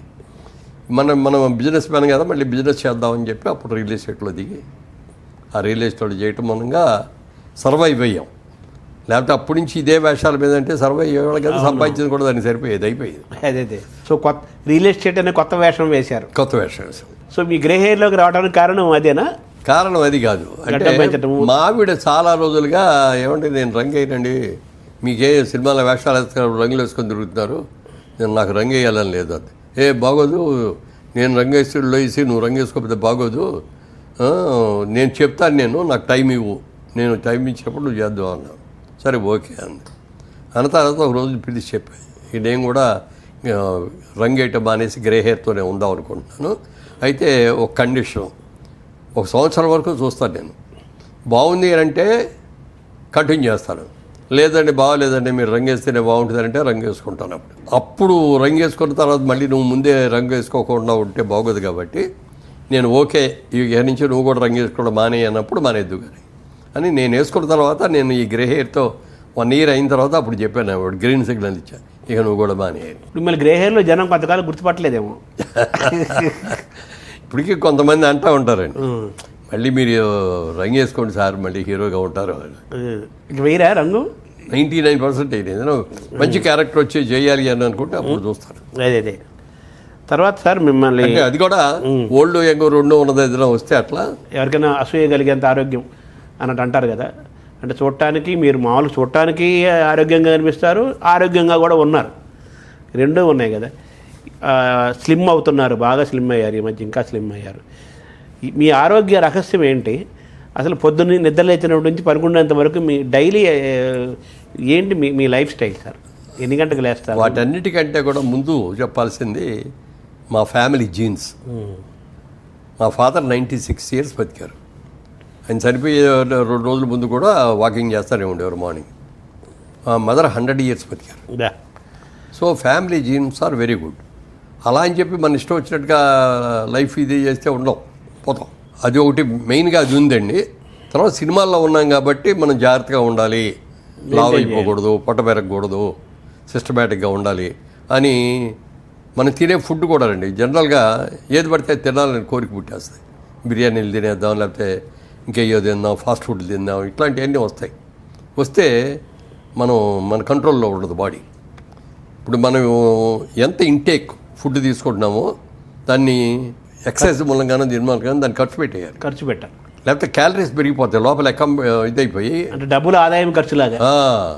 అందుకని ఇంటేక్ అంత ఎన్ని క్యాలరీస్ తీసుకుంటున్నామో అన్ని క్యాలరీస్ని బాండ్ చేయాలి మనం. అందుకని రోజు నడిచే రోజుల్లో నడిచేవాడిని, జాగింగ్ చేసే రోజుల్లో జాగింగ్ చేసేవాడిని, స్విమ్మింగ్ చేసే రోజుల్లో స్విమ్మింగ్ చేసేవాడిని, హార్స్ రైడింగ్ చేసేటప్పుడు హార్స్ రైడింగ్ చేసేటప్పుడు అట్లా అన్నీ చేసేవాడిని. ఒక స్టేజ్ వచ్చిన తర్వాత ఇక స్విమ్మింగ్ చేయలేకపోయానండి, జాగింగ్ కూడా చేయలేకపోయా, నడక మీద చేసుకుంటూ వచ్చాను. రీసెంట్గా ఏమైందంటే వెయిట్ మీరు అన్నట్టుగా కరోనా వచ్చిన కాడి నుంచి నాకైతే రాలేదు, కానీ అప్పటి నుంచి కొంచెం ఎక్కువ నడవటం, ఎక్కువ ఎక్సర్సైజ్ చేయటం, వీటితో వెయిట్ తగ్గాను. కొంతమంది అన్నారు ఎందుకయ్యా తగ్గిపోతున్నావు అది అని. మా బాబు మొన్న వచ్చి నాన్నగారు ఎక్కువ నడవటం కూడా మంచిది కాదు, ఇప్పుడు 20,000 స్టెప్స్ నడిచేవాడు రోజుకి. 20,000 చాలంటారు డాక్టర్లు. అదే చెప్పారు మొన్న డాక్టర్ సోమరాజు గారు కూడా చెప్పి కూర్చోబెట్టి చెప్పారు, మీరు 10,000 దాటి మించి ఏది చేసినా అది మీకు వేస్టే తప్ప ఏమీ మంచిది కాదు. నేను చెప్తున్నాను వినండి, మీరు 10,000కి మించి చేయొద్దు అని చెప్పి మీకు ఇవన్నీ కూడా లూజ్ అవుతున్నాయి మన మజిల్స్, ఎక్కువ ఖర్చు పెడుతున్నారు శరీరాన్ని. ఆ మజిల్స్ ఇది అవ్వకుండా ఉండాలంటే మీరు వెయిట్స్ అయ్యని జిమ్లో వర్క్ చేయండి అన్న. అందుకని ఇప్పుడు జిమ్కి ఒక ట్రైనర్ని పెట్టుకొని ఇంట్లోనే మాకు జిమ్ ఉంది. వాకింగ్ ఉంది. వాకింగ్ అంటే మొన్నటిదాకా 20,000 చేశానండి, ఇప్పుడు 10,000లోకి తీసుకొచ్చాను. ఎన్ని గంటలకు లేస్తారు సార్ పొద్దున మీరు? మామూలుగా 5కి లేస్తాను, లేచి కాలకృత్యాలు తీర్చుకొని అదే 5:30 to 7 నడుస్తానండి. నడిచి 7కి కరెక్ట్గా ఇంట్లోకి వచ్చేసి ఈటీవీ న్యూస్ పెట్టుకోవటం, ఈటీవీ న్యూస్ చూస్తా, మామిడి తెచ్చిన కాఫీ తాగుతూ నేను చేయటం. ఇక 20,000 చేసే రోజుల్లో మళ్ళీ 8 కాడి మళ్ళీ 9 తగ్గుంటూ నడిచేవాడు. తర్వాత మీరు పూజ చేస్తారు కదా కంపల్సరీగా, అది ఎప్పుడు చేస్తారు? అది ఈ ఎక్సర్సైజ్ అయిపోయిన తర్వాత స్నానం చేసి పూజకి వెళ్తాను. 1 hour పడుతుంది. కింద కూర్చుంటారా? కింద కూర్చునేవాడిని చాలా వరకు. ఈ మధ్యకాలంలో మోకాలు ఆపరేషన్ అది అయిన తర్వాత కింద కూర్చోవద్దని అంటేను అక్కడే ఒక పేట లాంటిది ఒకటి పెట్టి స్టూల్ లాంటిది పెట్టి స్టూల్ మీద కూర్చోండి. పూజ తర్వాతగా బ్రేక్ఫాస్ట్, కానీ నేను ముందే దీని చేస్తాను. అవునా? ఎందుకు చేస్తారండి దానికి కూడా? ఇప్పుడు నేను పూజలోకి వెళ్ళేటప్పటికి 10:30 అవుతుంది, లేట్ అయిపోతుంది. 11:30కు వచ్చి బ్రేక్ఫాస్ట్ చేస్తే మళ్ళీ 2 o'clock లంచ్ చేయాలి కదా, గ్యాప్ తక్కువ ఉంది. అందుకని 10:30 లోపల స్నానం అయిపోద్ది. 10:30కి బ్రేక్ఫాస్ట్ తీసేసుకొని 11 లోపు పూజ పూజలోకి వెళ్తాను. గంట మినిమం చేసేవాళ్ళు కదా, గంట పైన చేసేవాడిని. ఇప్పుడంటే ఒక రోజు ఉన్నాం ప్రోగ్రామ్స్ని బట్టి ఒకసారి కొంచెం వెళ్ళాలి అంటే రిపిటేషన్స్ లేకుండా దేవుళ్ళు అందరిని పలకరిస్తారా? అంటే అందరినీ పలకరిస్తాను. అంటే ఏదో కళ్ళు మూసుకొని ధ్యానంలాగా కూర్చుంటారా? మీ పూజా విధానం ఎలా ఉంటుంది? అంటే చదువుకుంటాను నేనే, పైకి చదవను. ఇదివరకు పైకి చదివాడిని. అది ఎందుకు చదివాడిని అంటే ఒరిజినల్గా నా వాయిస్లో కొంచెం జీర ఉంది. ఆ జీర వాయిస్ పోవడం కోసం ఎవరన్నా చెప్పారనమాట. అప్పుడు సిగరెట్లు తాగమని కొంతమంది, చుట్టలు తాగమని కొంతమంది, లేకపోతే బీచ్కి వెళ్ళి రోజు పొద్దున్నే వాయిస్ ఎక్సర్సైజ్ చేయమని ఇవన్నీ చెప్తున్నారు. Vocal exercise. Vocal exercise. అప్పుడు నేను అనుకున్నాను అనమాట, రోజు పూజ చేస్తాను కదా, పూజ చేసేది బాగా లౌడర్గా చదువుతాం, గంట సేపు కంపల్సరీగా ఉంటుంది, కంపల్సరీగా పూజ చేస్తాం, కంపల్సరీగా దీనికి కూడా ఇది ఉంటుంది అని చెప్పి బాగా లౌడర్గా చదివేవాడిని. అప్పుడు ఎక్సర్సైజు వచ్చింది, అన్నీ వచ్చినాయి. తర్వాత ఇక పెద్ద ఇల్లు అనమాట మెడ్రాస్లో ఉన్నప్పుడుది, పెద్ద కాంపౌండ్. మనం ఎంత పెద్దగా చదివినా పక్కన వాళ్ళకి ఏర్పడుతుంది, డిస్టర్బెన్స్ లేదు. డిస్టర్బెన్స్. సో వోకల్ కార్డ్స్, తర్వాత ప్రాణాయామం కూడా కదా, మాట్లాడుతుంటే నాభి దగ్గర నుంచి వస్తుంది కదా. సో మీరు మీ పూజా కార్యక్రమంలో దేవతలందరినీ మీరు పూజించడము, స్తోత్రాలు అంటే చదవడము. ఈ దేవుడు ఆ దేవుడు అంటే దేవుడు అనేవాడు ఒక్కడే అనేది నా ఇదే ఆలోచన. అవును, దేవుడు అనేది ఒక అతీతమైన శక్తి. సబ్కా మాలిక్ ఏక్ హై అన్నారు కదా. అంతే, సబ్కా మాలిక్ ఏక్ హై అన్నట్టు ఒకడే దేవుడు. ఆ దేవుడికి పేరు లేదు, ఊరు లేదు, రూపం లేదు, ఏమీ లేదు. అలా అని చెప్పి మనం కళ్ళు మూసుకొని దేవుడిని మనం ఉంచుకుంటే ఏదైనా అట్లా దేవుడిని తలుచుకోవాలి అంటే ఒక బొమ్మ కావాలి, ఒక రూపం కావాలి. ఆ రూపానికి ఒక పేరు కావాలి. అందుకని మనం హిందువులు ఏంటంటే చాలా దేవుళ్ళు మంటారు. అవును, మనం పంచిపోతాలని డైరెక్ట్ ఇదేమనుకుంటాం. అవును, మరి ఇంకా పొట్ట నేల అన్నీ దేవుళ్ళే మనకి. అవును. అదే ఇతర మతాల్లో చూస్తే బుద్ధిస్టులకి ఓన్లీ గౌతమ్ బుద్ధులే, ముస్లిమ్స్కి ఓన్లీ అల్లా, క్రిస్టియానికి వెళ్ళి చూస్తే జీసస్. కానీ మనకు అలా కాదు, 3 కోట్ల మంది ఉన్నారు. ఓ రోజున బాలకృష్ణ గారు, నేను, బ్రహ్మానంద గారు మేమందరం ఒక షూటింగ్లో ఉన్నాం. జయసింహ అని, అది కుంభకోణంలో షూటింగ్, అక్కడ ఉన్నాం. బాలకృష్ణ గారిది నాది పక్క కాటేజీలో, ఎదురుగుండా కాటేజ్ ఏమో బ్రహ్మానందం గారు. బాలకృష్ణ గారు ఆ రోజున పొద్దున్న షూటింగ్ వెళ్ళిపోయారు. ఈయన చేస్తూ ఉండగా నా దగ్గరికి వచ్చాడు బ్రహ్మానందం గారు. బయట కూర్చొని అన్నీ వింటున్నాడు, నేను మాట్లాడే ఈ చూసి అవన్నీ అయిన తర్వాత, ఈ రోజు ఎంతసేపు చేస్తారు పూజ అన్నాడు. గంట సేపు చేస్తారండి అన్నాడు. ఏ దేవుడిని పూజిస్తారు అన్నాడు. అందరినీ పూజ చేస్తారండి. మరి మీరే దేవుడిని చేస్తారండి అన్న. నేను ఒక్కళ్ళే చేస్తానండి అన్నాడు. ఎవరిని చేస్తున్నారు మీరు అన్న. నేను వెంకటేశ్వర స్వామిని. నా ఉద్దేశంలో వెంకటేశ్వర స్వామి దేవుడు. నేను ఏ గుళ్ళోకి వెళ్ళినా, సాయిబాబా గుళ్ళోకి వెళ్ళినా వెంకటేశ్వర స్వామిని చూస్తా అక్కడ సాయిబాబాలో అని. ఎందుకంటే అట్లా అన్నాను. ఒక చిన్న ఉదాహరణ చెప్పాడు ఆయన. ఇప్పుడు చాలామంది ఇంట్లో పని చేసేవాళ్ళు వచ్చి 3 ఏళ్లలో 4 ఏళ్లలో చేసి వెళ్ళిపోతూ ఉంటారు కదా. ఇప్పుడు అపార్ట్మెంట్స్లో ఉండేవాళ్ళకి నెలకి. ఇప్పుడు 4 ఏళ్లలో పనిచేసే ఒక అమ్మాయి మన ఇంటికి వచ్చింది అనుకోండి, అన్హెల్తీగా ఏదైనా జబ్బు చేసింది. మన ఇంట్లో పనిచేసే అమ్మాయి అయితే మనమే ఇదిగోన మా డబ్బులు తీసుకెళ్ళి చేయించుకుంటాం. 4 ఏళ్లలో చేసే అమ్మాయి మన ఇంటికి వచ్చింది, ఎవరో ఒకళ్ళు ఇస్తారులే అని ఎవడో ఇవ్వడు. అలాగే నువ్వు అందరు దేవుళ్ళని పూజ చేసావు అనుకో, ఆంజనేయ స్వామిని చూసుకుంటాడు, వెంకటేశ్వర స్వామి అనుకుంటాడు, జీసస్ చేసేవు నన్ను చూడలేదు కదా అని ఆయన అనుకుంటాడు. అందుకని నేను ఒక్కళ్ళనే చేస్తాను అన్నాడు. ఏదో బాగానే ఉంది, కానీ అలా అని కాదే, పంచిపోతాలు కూడా మనకి దేవుడు, చెట్టు పుట్ట అన్ని దేవుళ్ళే మనకి. అంటే మన మనిషిలో, జంతువులో, చెట్టులో, పుట్టలో చూడటం అనేది మంచి ఆలోచన. గోమాతను ఎంత గొప్పగా చూస్తాం. తల్లి తర్వాత తల్లి గోమాతే అన్నాం, కానీ ఎప్పుడు గోవు ఆవు అని అన్నాం. భూమాతను కూడా అంటాం. భూమాత, ఆ దైవాన్ని, గాలి కానీ నీరు కానీ, పంచిపోతాలు అన్నీ కూడా ఈ పంచిపోతాలు సరిగ్గా పరిపాలిస్తున్నాయి కాబట్టి మనం ఉండగలిగాం. అవును. గాలి గట్టిగా వీస్తే మనం పడిపోతాం. అవును. వర్షం ఎక్కువ కురిచేసి నీరు ఎక్కువ వచ్చేసిందంటే కొట్టుకుపోతాం. అంతే కదా. ఏమంటే గాలి అసలు రాకపోతే గుండె అయిపోద్ది, ప్రాణవాయువు. సో పంచభూతాలకి పంచేంద్రియాలకి అనుబంధం ఉంది. అంతే. అందుకని అందరూ దేవుళ్ళే అంటాను నేను. ధ్యానం చేస్తారా కొంచెంసేపు? ప్రాణాయామం ఏమైనా చేస్తారు? ఓంకారం ప్రాణాయామం చేసేవాడిని, కానీ ఇక అది ఏకాగ్రత ఉండట్లా. ఓహో. ఓంకారం చేద్దామని అనుకుంటే అది బాగా ప్రాక్టీస్ అవ్వాలి, ఇంకే ఆలోచనలు రాకూడదు. ధ్యానం చేస్తున్నారా మరి? చేస్తారా, కానీ కుదరట్లా. ఏదో టైం అయిపోతుంది, టైం చూసుకుంటూ ఉంటాం, ఏదో ఇట్లా వెళ్ళేటప్పటికి ఆ కాన్సన్ట్రేషన్ కుదరట్లా. సో మీరు మీ ఇష్టదైవం అంటే ఎవరని చెప్పాలి? అందరూ దేవుళ్ళే. వాళ్ళు వీళ్ళు ఒకరనే ఏం కాదు, దైవాన్ని ఇష్టపడతారు, మీరు నమ్ముతారు. సో మీ దాంట్లో ఇది చెప్పారు, ఎవరో అడిగారు, ఏమయ్యా నువ్వు రోజు పూజ చేస్తావు కదా, ఎప్పుడన్నా దేవుడు నీకు ప్రత్యక్షమయ్యాడా అని అడిగాడు. అయ్యాడన్నా. దేవుడు చూసావా అన్నాడు. చూశానన్నా. నాకు చూపిస్తావా అన్నాడు.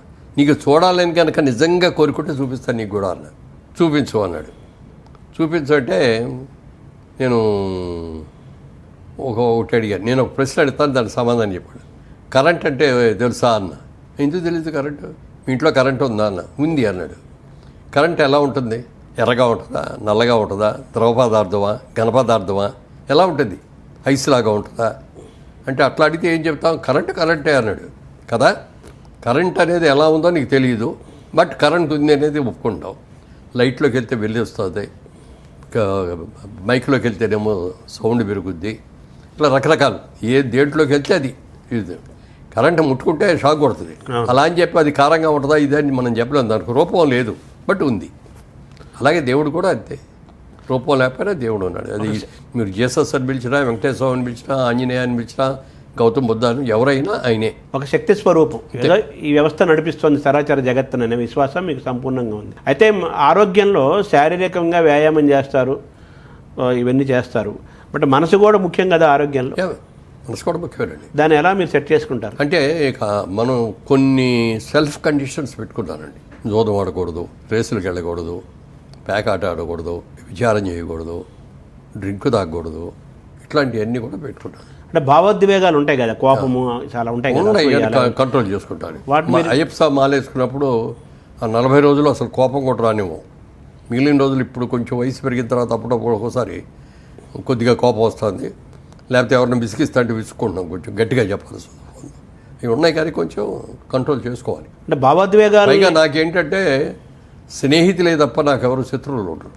మీ భావన అది. ఒకవేళ ఉండి మీ గురించి ఇట్లా బ్యాడ్గా మాట్లాడతారని ఎవరైనా చెప్పినా కూడా అతను తత్వవతిని అతని కళ్ళకి నేను బ్యాడ్గా కనపడతానే పోని అని ఊరుకుంటాను. వాళ్ళతో ఎంతవరకు ఉండాలో అంతవరకే ఉంటాను. ఎక్కడ కలిపి హలో అంటే హలో అంటారు, నమస్తే అంటే నమస్తే అంటారు. అంటే మీకు ఇండస్ట్రీలో కూడా అజాత శత్రువు అని ఒక పేరు కూడా ఉంది కదా. ఉంది కదా. అదే అంటే మీరు భావోద్వేగాల్ని, కోపాలని, వీటన్నిటిని కూడా మీరు ఈ ఆధ్యాత్మిక సాధన ద్వారా దాన్ని ఏమన్నా తొక్కుతున్నారా? తొక్కట్లే, కంట్రోల్ చేసుకుంటున్నాం. ఎందుకంటే ఆధ్యాత్మికంగా శక్తి ఉండబట్టే, మనం కంట్రోల్ ఉండబట్టే మనం చేయగలం ఏదైనా. లేకపోతే టెంట్ అయిపోతాం. మనసు చంచలమైనది. ఈ చంచల మనసులో ఏదో ప్రతిదానికి ఏదో కోరిక వచ్చేస్తూ ఉంటుంది. మనం పాడైపోవడానికి సులువు మార్గాలు అనమాట. చాలా మార్గాలు. మనకు కొన్ని పెట్టుకొని దేవుడు ఉన్నాడు, దేవుడి దగ్గర మనం ప్రత్యక్ష చేసాం, మనం ఇది చేసాం, దీన్ని మనం కాపాడుకోవాలి, నిలబెట్టుకోవాలి అనేది ఒకటి ఉంటే ఏమిటంటే కంట్రోల్లో ఉంటుంది. సో జీన్సు, వ్యాయామము, ఆధ్యాత్మిక సాధన, తర్వాత మనసును గ్రహించుకోవటము, ఆహారం, ఇవన్నీ కూడా మీ ఆరోగ్య రహస్యాలు. బ్రేక్ఫాస్ట్ ఏంటుంటుంది సార్ మీది మామూలుగా? నేను బ్రేక్ఫాస్ట్ మామూలుగా ఓన్లీ ఫ్రూట్స్ అండి. ఫ్రూట్స్ అంటే పప్పాయి, దానిమ్మ, యాపిల్, సీజనల్ ఫ్రూట్స్. సీతాఫలాలు దొరికినప్పుడు సీతాఫలాలు, కమలాఫలాలు దొరికినప్పుడు కమలాఫలాలు, నారింజకాయలు దొరికినప్పుడు నారింజకాయలు, మామిడికాయలు దొరికినప్పుడు మామిడికాయలు. సీజనల్ ఫ్రూట్ కూడా తింటా. ఒక సీజనల్ ఫ్రూట్, తర్వాత నట్స్, పప్పు, డ్రై ఫ్రూట్స్. అంతేనా? మీ దోశలు, ఇడ్లీలు ఉండవు? ఒక గ్లాసు రాగి జావ తాగుతాం. అంతేకాని దోశలు, ఇడ్లీలు అలాంటివి ఉండవు. ఫ్రూట్స్, డ్రై ఫ్రూట్స్, నట్స్, రాగి జావా బ్రేక్ఫాస్ట్. లంచ్ ఎన్ని గంటలకు చేస్తారు? లంచ్ మామూలుగా 2 o'clock అండి. లంచ్ ఎలా ఉంటుంది మీది? Lunch only vegetarian. అంటే ఓన్లీ కాదు, నాన్ వెజిటేరియన్. సండే డెఫినెట్గా నాన్ వెజిటేరియన్ తింటామండి. మధ్య మధ్యలో ఒకసారి అరసారి ఏదైనా పార్టీ వెళ్ళాలని అక్కడ తింటూ ఉంటాం. బట్ రోజు ఫస్ట్ నేను కలుపుకునే మొదటి ముద్ద పప్పుకూర ఉంటుంది. పప్పు, ఆకుకూర మొదటి నుంచి అంతే. మొదటి నుంచి అది కంపల్సరీగా మా ఇంట్లో పప్పుకూర, ఆకుకూరతో పప్పుకూర అనేది కంపల్సరీ. అది అయిన తర్వాత మామూలు కూర ఏదైనా ఉంటే అది తింటాను. అది అయిన తర్వాత నాన్ వెజ్ నాకర్లో తింటాను. నాన్ వెజ్ తగ్గించడం మొదలుపెట్టి ఎంతకాలం అయింది? అంటే ఎప్పుడు కూడా తక్కువేనండి, ఎక్కువ తినేవాడిని కాదు. ఎందుకంటే మీ అమ్మగారు వాళ్ళు కూడా కొంచెం పూజలు అవి చేసేవారు. మా అమ్మగారు వాళ్ళు అసలు తినరు. మా అమ్మగారు తినరు, మా అక్కగారు తినరు, మా చెల్లెలు తినదు, మా అమ్మాయి తినదు. నాన్నగారికి విపరీతమైన ఇష్టం, ఆయన రోజు పెట్టాలి. ఇప్పుడు మా డాక్టర్ తినదు. వాళ్ళకి 2 పిల్లలు, అబ్బాయి అమ్మాయి, వాళ్ళు తినరు. మేము శుద్ధ బ్రాహ్మణం ఒక విధంగా చెప్పాలి. కమ్మ బ్రాహ్మణ. మన తిప్పనేని రామస్వామి చౌదరి గారు చెప్పాలంటే ఆయన భాషలో కమ్మ బ్రాహ్మణులు. సో మీరు వెజిటేరియన్ ఎక్కువే తింటారు, నాన్ వెజ్ కంపారిటివ్గా వెజిటేరియన్ ఎక్కువ. కంపారిటివ్. నైట్ టైం మాత్రం ఓన్లీ టిఫిన్. దోశ అయితే ఒక దోశ. ఆఫ్టర్ భోజనం లంచ్ తర్వాత ఏదైనా రెస్ట్ తీసుకుంటారా మధ్యాహ్నం? ఏమన్నా రెస్ట్ అంటే పడుకోనండి. పడుకొని ఏదో పేపర్లు చదువుకోవటం, రిలాక్స్ అవ్వరా? మంచి పనుకోవటం, నిద్రపోవటం ఉండదు. పగలపూట నిద్రపోరు మీరు? పగలపడుకో. ఈవినింగ్ ఎన్ని గంటలకు ఉంటుంది సార్ మీరు dinner? Evening dinner 8 o'clock. Night. అది కూడా రైస్ అది ఉండదు. తింటే పుల్కా తింటాం, లేకపోతే ఏదైనా దోశ లేకపోతే ఇడ్లీ కానీ. వెరీ సింపుల్ అది కూడా. ఎంతకాలం నుంచి మీరు నైట్ టైం భోజనం మానేసి ఎంతకాలం అయింది? చాలా ఏళ్ళు అయిందండి. అబ్బో. నాకు పెళ్ళి తర్వాత సంసారం పెట్టేటప్పుడు ఇన్సూరెన్స్ చేయించుకుందాం, ఇన్సూరెన్స్ చేయించుకుంటే మంచిగా రేపు పొద్దున మనం ఎట్లా ఉంటాం దగ్గర తిరుగుతూ ఉంటాం, ఒక ఇన్సూరెన్స్ ఉంటే ఒక ఇది ఉంటుంది ఫ్యామిలీకి ఒక అని ఇన్సూరెన్స్ చేయించాను. చేయిన తర్వాత 1 year అయిన తర్వాత ఇంకొంచెం చేద్దాం, ఆదాయం పెరిగింది కదా అని మళ్ళీ చేద్దామని వెళ్తే ఆయన చూసి ఇన్సూరెన్స్ ఏజెంట్ అన్నాడు, సార్ లాస్ట్ ఇయర్ ఇన్సూరెన్స్ చేసినప్పటికీ ఇప్పటికి 8 kgs పెరిగారు సార్, మీరు ఇలా పెరగటం మంచిది కాదు అన్నాడు. అప్పుడు కానీ నాకు తెలియలేదు నేను పెరుగుతున్నాను అనేది. ఇక అప్పటి నుంచి కంట్రోల్ పెట్టుకున్నాను. అప్పుడు పెద్ద ఏజ్ ఏం లేదుగా, మీరు 30sలో 40లో ఉంటారేమో. అప్పుడు లేదు, ఇంకా 30 లెస్ దాన్ 25లో పెళ్ళి అయింది. అవును. 26 ఆ టైంలో తీసుకొని అప్పటి నుంచి రాత్రిపూట భోజనం మానేసి రైస్ మానేసి పుల్కా తినేవాడిని. అప్పటి నుంచే అంటే మీకు 85 ఏళ్ళు సినిమాలో రాకముందు నుంచే పుల్కా. అంతే. సినిమాలు 34 ఏళ్ల వయసులో వచ్చారు మీరు, అంతే కదా? 74 అనుకుంటా. వచ్చిన కాడి నుంచి కూడా ఇక అది కంటిన్యూ. అంటే మీరు ఇప్పుడు 85 ఏళ్ళు అంటే 60 ఏళ్ళ నుంచి మీరు ఆల్మోస్ట్ 60 ఏళ్ళ నుంచి రాత్రిపూట భోజనం చేయట్లా, ఏకభుక్తమే. పనుకోవడం 8 గంటలు పనుకుంటారు సార్? 10 ఇద్దర వెంటనే పడుతుందా మీకు? అది ఆరోగ్యం కొంచెం ఇది కూడా ఆరోగ్యమే. ఇప్పుడు కొద్దిగా మధ్య మధ్యలో మెలకు రావడం కొద్దిగా కిందే ఉంటుంది. అప్పుడు చూస్తే బెడ్ మీద చిన్న ఎక్సర్సైజ్ చేసేసి పడుకుంటే మళ్ళీ నిద్రపట్టి. అదే. పుస్తకాలు ఏం చదువుతారు? రీడింగ్ హ్యాబిట్, సంగీతం వింటాం? ఆల్మోస్ట్ లేదు. పుస్తకాలు ఇదివరకు చిన్నప్పుడు బాగా చదివేవాడిని, కానీ ఇప్పుడు చదువుతా అంటే నిద్ర వచ్చేస్తూ ఉంటుంది. మంచిదే కదా. సినిమాలు చూస్తుంటారా సార్? తర్వాత సినిమా ఇండస్ట్రీలో ఉన్నా కాబట్టి సినిమాలు చూడాలి. కొత్త సినిమాలు చూస్తున్నారా? లేటెస్ట్ సినిమాలు కూడా చూస్తారా? లేటెస్ట్ కూడా చూస్తాను. కొన్ని ఏమో థియేటర్కి వెళ్ళి చూస్తున్నాను, కొన్ని ఏమో ఎట్లా ఓటీటీలో రావటం లేదు, తర్వాత వస్తాయి కదా. ఏదైనా థియేటర్కి వెళ్ళి చూసి ఆ ఫీల్ వేరు కదా. డెఫినెట్గా 100% ఆ తేడా అంతా ఉంటుంది. చాలా బాగుంటుంది కదా. ఫుల్ స్క్రీన్, జనం మధ్య ఫుల్ స్క్రీన్ ఒకటి, లైట్లన్నీ ఆఫ్ చేసి ఉండే స్క్రీన్ ఒకటే కనపడుతుంది మనకి, మన పక్కన వాళ్ళు కూడా మనకు కనపడరు. సో మన ధ్యానం పూర్తిగా ఆ కథ మీద సినిమా మీదే ఉంటుంది. అవును. ఫోన్లు రావు, ఫోన్లు వచ్చినప్పుడు మనం సైలెంట్లో పెట్టుకుంటాం కూడా, డిస్టర్బెన్స్ ఉంటుంది. ఇంట్లో కూర్చొని చూస్తున్నాం అనుకోండి, ఫోన్ కానీ హలో హలో అంటాం, ఇది మాట్లాడుతాం, మళ్ళీ పెట్టేస్తాం, మళ్ళీ చూస్తాం, మధ్యలో కొంచెం ఓ సీన్ ఎగిరిపోతాం. సరే, మీరు ఇన్ని చేస్తూ బిజినెస్ చేశారు, రియల్ ఎస్టేట్లో చాలా సక్సెస్, విల్లాస్ కట్టారు, అపార్ట్మెంట్స్ కట్టారు, చాలా చేశారు. తర్వాత మీ ఊర్లో మీ చాటపర్రులో మళ్ళీ పాత ఇల్లుని కూడా రెనోవేట్ చేసి మళ్ళీ అద్భుతంగా దాన్ని చేశారు. అది మా తాతగారి కట్టిన ఇల్లు అండి. 100 సంవత్సరాలు పూర్తి అయింది మళ్ళీ 3 months క్రితం. 100 సంవత్సరాలు పూర్తి అయిన తర్వాత దాన్ని అట్లాగే వదిలేస్తే పడిపోద్ది, కూలిపోయే స్టేజ్కి వచ్చేస్తుంది అనమాట. దీన్ని మళ్ళీ రివైవ్ చేయాలి. మనం ఇక్కడ పుట్టి పెరిగాం, ఇక్కడ పెట్టిన తర్వాత మనం ఇవాళ బాగున్నాం కదా, దాన్ని కూడా బాగుండేటట్టు చేయాలి కదా అని చెప్పి దాన్ని కంప్లీట్గా అదే స్ట్రక్చరు అదే ఇది మోడల్ ఏం మార్చలేదు, అప్గ్రేడ్ చేసాం అంత. అప్గ్రేడ్ చేయడానికి 2 years పట్టింది నాకు. అది ఎంతకాలం ఉంటుంది సార్ ఇంకా లైఫ్? అది ఈజీగా ఇంకో 100 ఏళ్ళు ఉంటుంది. సో తీసుకుని 100 ఏళ్ళు దాని జీవితాన్ని పెంచేశారు. నేను అడగాలనుకున్న ప్రశ్న, ఇన్ని చేస్తున్నారు కదా, ఈ క్రమంలో సినిమా మీద మీరు ఎదిగారు. మురళీమోహన్ అంటే జనానికి తెలిసిందంటే సినిమా వల్లనే. మీరు ఒక థియేటర్స్, మాల్స్ అటువంటి ఎందుకు ప్లాన్ చేయట్లేదు సినిమా పరంగా? యాక్చువల్గా చేసి ఉండాల్సింది. రియల్ ఎస్టేట్లోకి వచ్చినప్పటికి ఏమవుద్దంటే ఇది ఒక పెద్ద ప్రలాంగుడు బిజినెస్ అనమాట. ఇది అంటే ఇది ఒక పులి స్వారీ లాంటిది.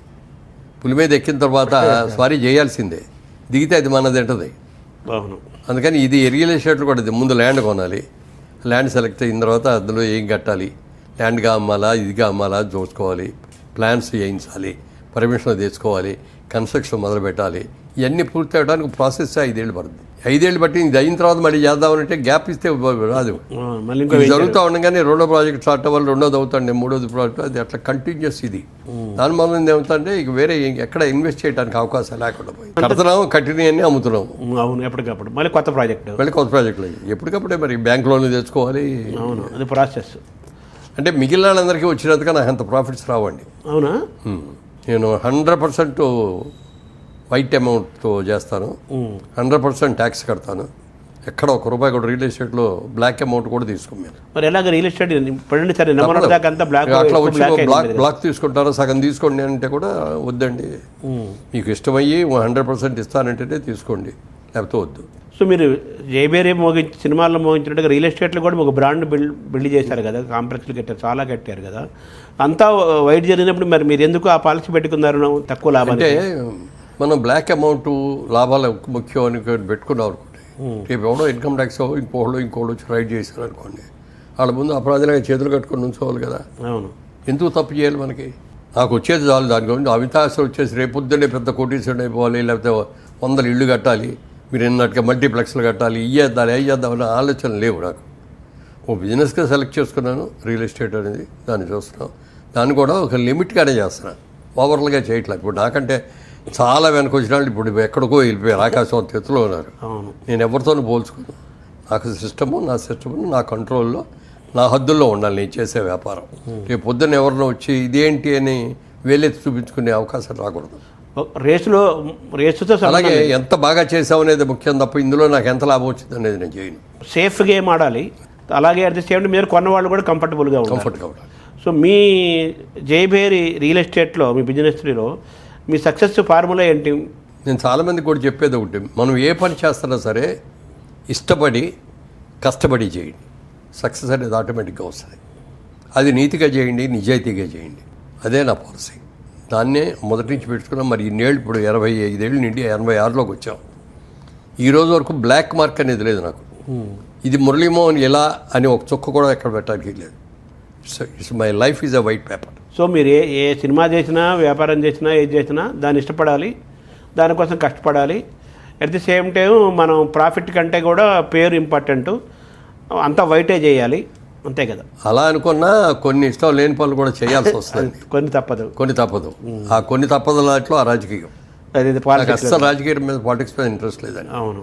ఎన్టీ రామారావు గారు మంచి బిజీగా హీరో ఉన్నప్పుడు ఆయన తెలుగు ప్రజలకి ఏంటో చేయాలి, తెలుగు అంటే గుర్తింపు లేకుండా పోతుంది అని ఒక జయంతో వచ్చి కాకి బట్టలు వేసుకొని ఒక మామూలు కామన్ మ్యాన్ లాగా రోడ్డు పక్కన పడుకొని ఇవన్నీ చేసి అట్లా చేశారు.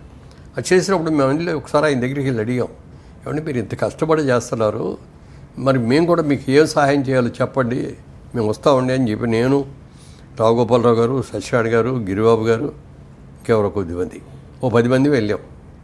వెళ్తే మీరు ఎవ్వరు రావద్దు బ్రదర్, నేను ఇందిరాగాంధీకి పోటీగా నేను ఇది చేస్తాను, సక్సెస్ అయితే బెల్లంట్ గుడ్, సక్సెస్ కాకపోతే నా అంతు చూస్తాను, మీరొద్దు, నేను అన్నిటికి తెగించి దిగాను. అంటే అప్పటికే 60 ఏళ్ళు వచ్చేసి అన్నాడు. చేయనివ్వలా. తర్వాత ఆయన్ని దింపేశారు చూడండి, సీఎం అయిన తర్వాత ఆపరేషన్ చేసుకోవచ్చు. అప్పుడు ఇక అసలు చాలా కోపం వచ్చేసి వెళ్ళిపోవాలి, ప్రజలకు వెళ్ళి చెప్పాలి, ఈయన ఇంత నీజ్గా నిజాయితీగా ఎంత చేస్తే వాళ్ళు ఒక పాలిటిక్స్ వచ్చేసి ఈయన దింపేస్తారా, ఓట్లేసిన ప్రజలు కదా ఓట్లేసి గెలిపించుకుంది, వాళ్ళు ఎవరు దించడానికి వాళ్ళకే హక్కు ఉంది అనేది ప్రజలకి చెప్పాలి. అది రామారావు వెళ్ళి నేను ఇంతగా త్యాగం చేశాను, ఇంత ఇదిగా చెప్పాను ఆయన చెప్పుకోలేరు, మళ్ళంటే వాళ్ళు చెప్పాలి, థర్డ్ బ్యాచ్ చెప్పాలి అని అట్లా వెళ్ళి చెప్పడం చేయడం. ఆయన అయిన తర్వాత ఓ రోజు ఆయనే ఫోన్ చేశారు. ఫోన్ చేసి ఎక్కడున్నావు బ్రదర్ మురళి అన్నాడు. సరే అప్పుడు చెన్నైలోనే ఉంది ఇండస్ట్రీ, మెడ్రాస్లో ఉన్నానండి అన్న. రేపు మార్నింగ్ ఒకసారి హైదరాబాద్ వస్తావా అన్నారు. వస్తాను సార్ అన్న. మార్నింగ్ వచ్చాను, వెళ్ళాను, వెళ్ళగానే పైకి పిలిచాను. ఏం లేదు, మన వాళ్ళందరూ కూడా రాజమండ్రి నుంచి ఎంపీకి పోటీ నువ్వు చేస్తే బాగుంటుంది అంటున్నారు, నువ్వు చేస్తే బాగుంటుంది అన్నారు.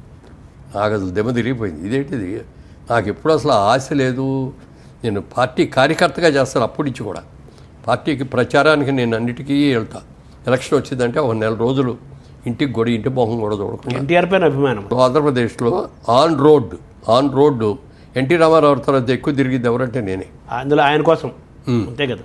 సో అందులో రాజమండ్రి ఆఫర్ చేశారు అప్పుడే, ఎన్టీఆర్ ఆఫర్ చేశారు. నేను 4 రోజులు టైం ఇవ్వండి సార్, నాకు అసలు ఏడు గందరగోళంగా ఉంది మీరు చెప్పిన దానికి. 4 రోజులు వెళ్ళిన తర్వాత అందరిని అడిగితే అందరూ కూడా వద్దంటారు. మరి వచ్చిన తర్వాత 4 రోజుల తర్వాత వచ్చాయి. సారీ అండి, మీరు చాలా పెద్ద ఆఫర్ ఇచ్చారు నాకు, దయచేసి నేను చేయలేనండి అని చెప్తే, ఓకే బ్రదర్ అన్నారు. అది తప్పు. అది అయిన తర్వాత అంటే అప్పుడు కారణం ఏంటి అనే దానికి కూడా చెప్పా. నేను ఇప్పుడిప్పుడే అప్కమింగ్ హీరోని అండి, పైకి వస్తున్నాను, ఒక స్టేజ్కి వచ్చాను. మరి ఇలాంటి టైంలో వచ్చి రాజకీయ అందుకు పెట్టేవరకు అక్కడ సక్సెస్ అవుతానో లేదో నాకు తెలియదు.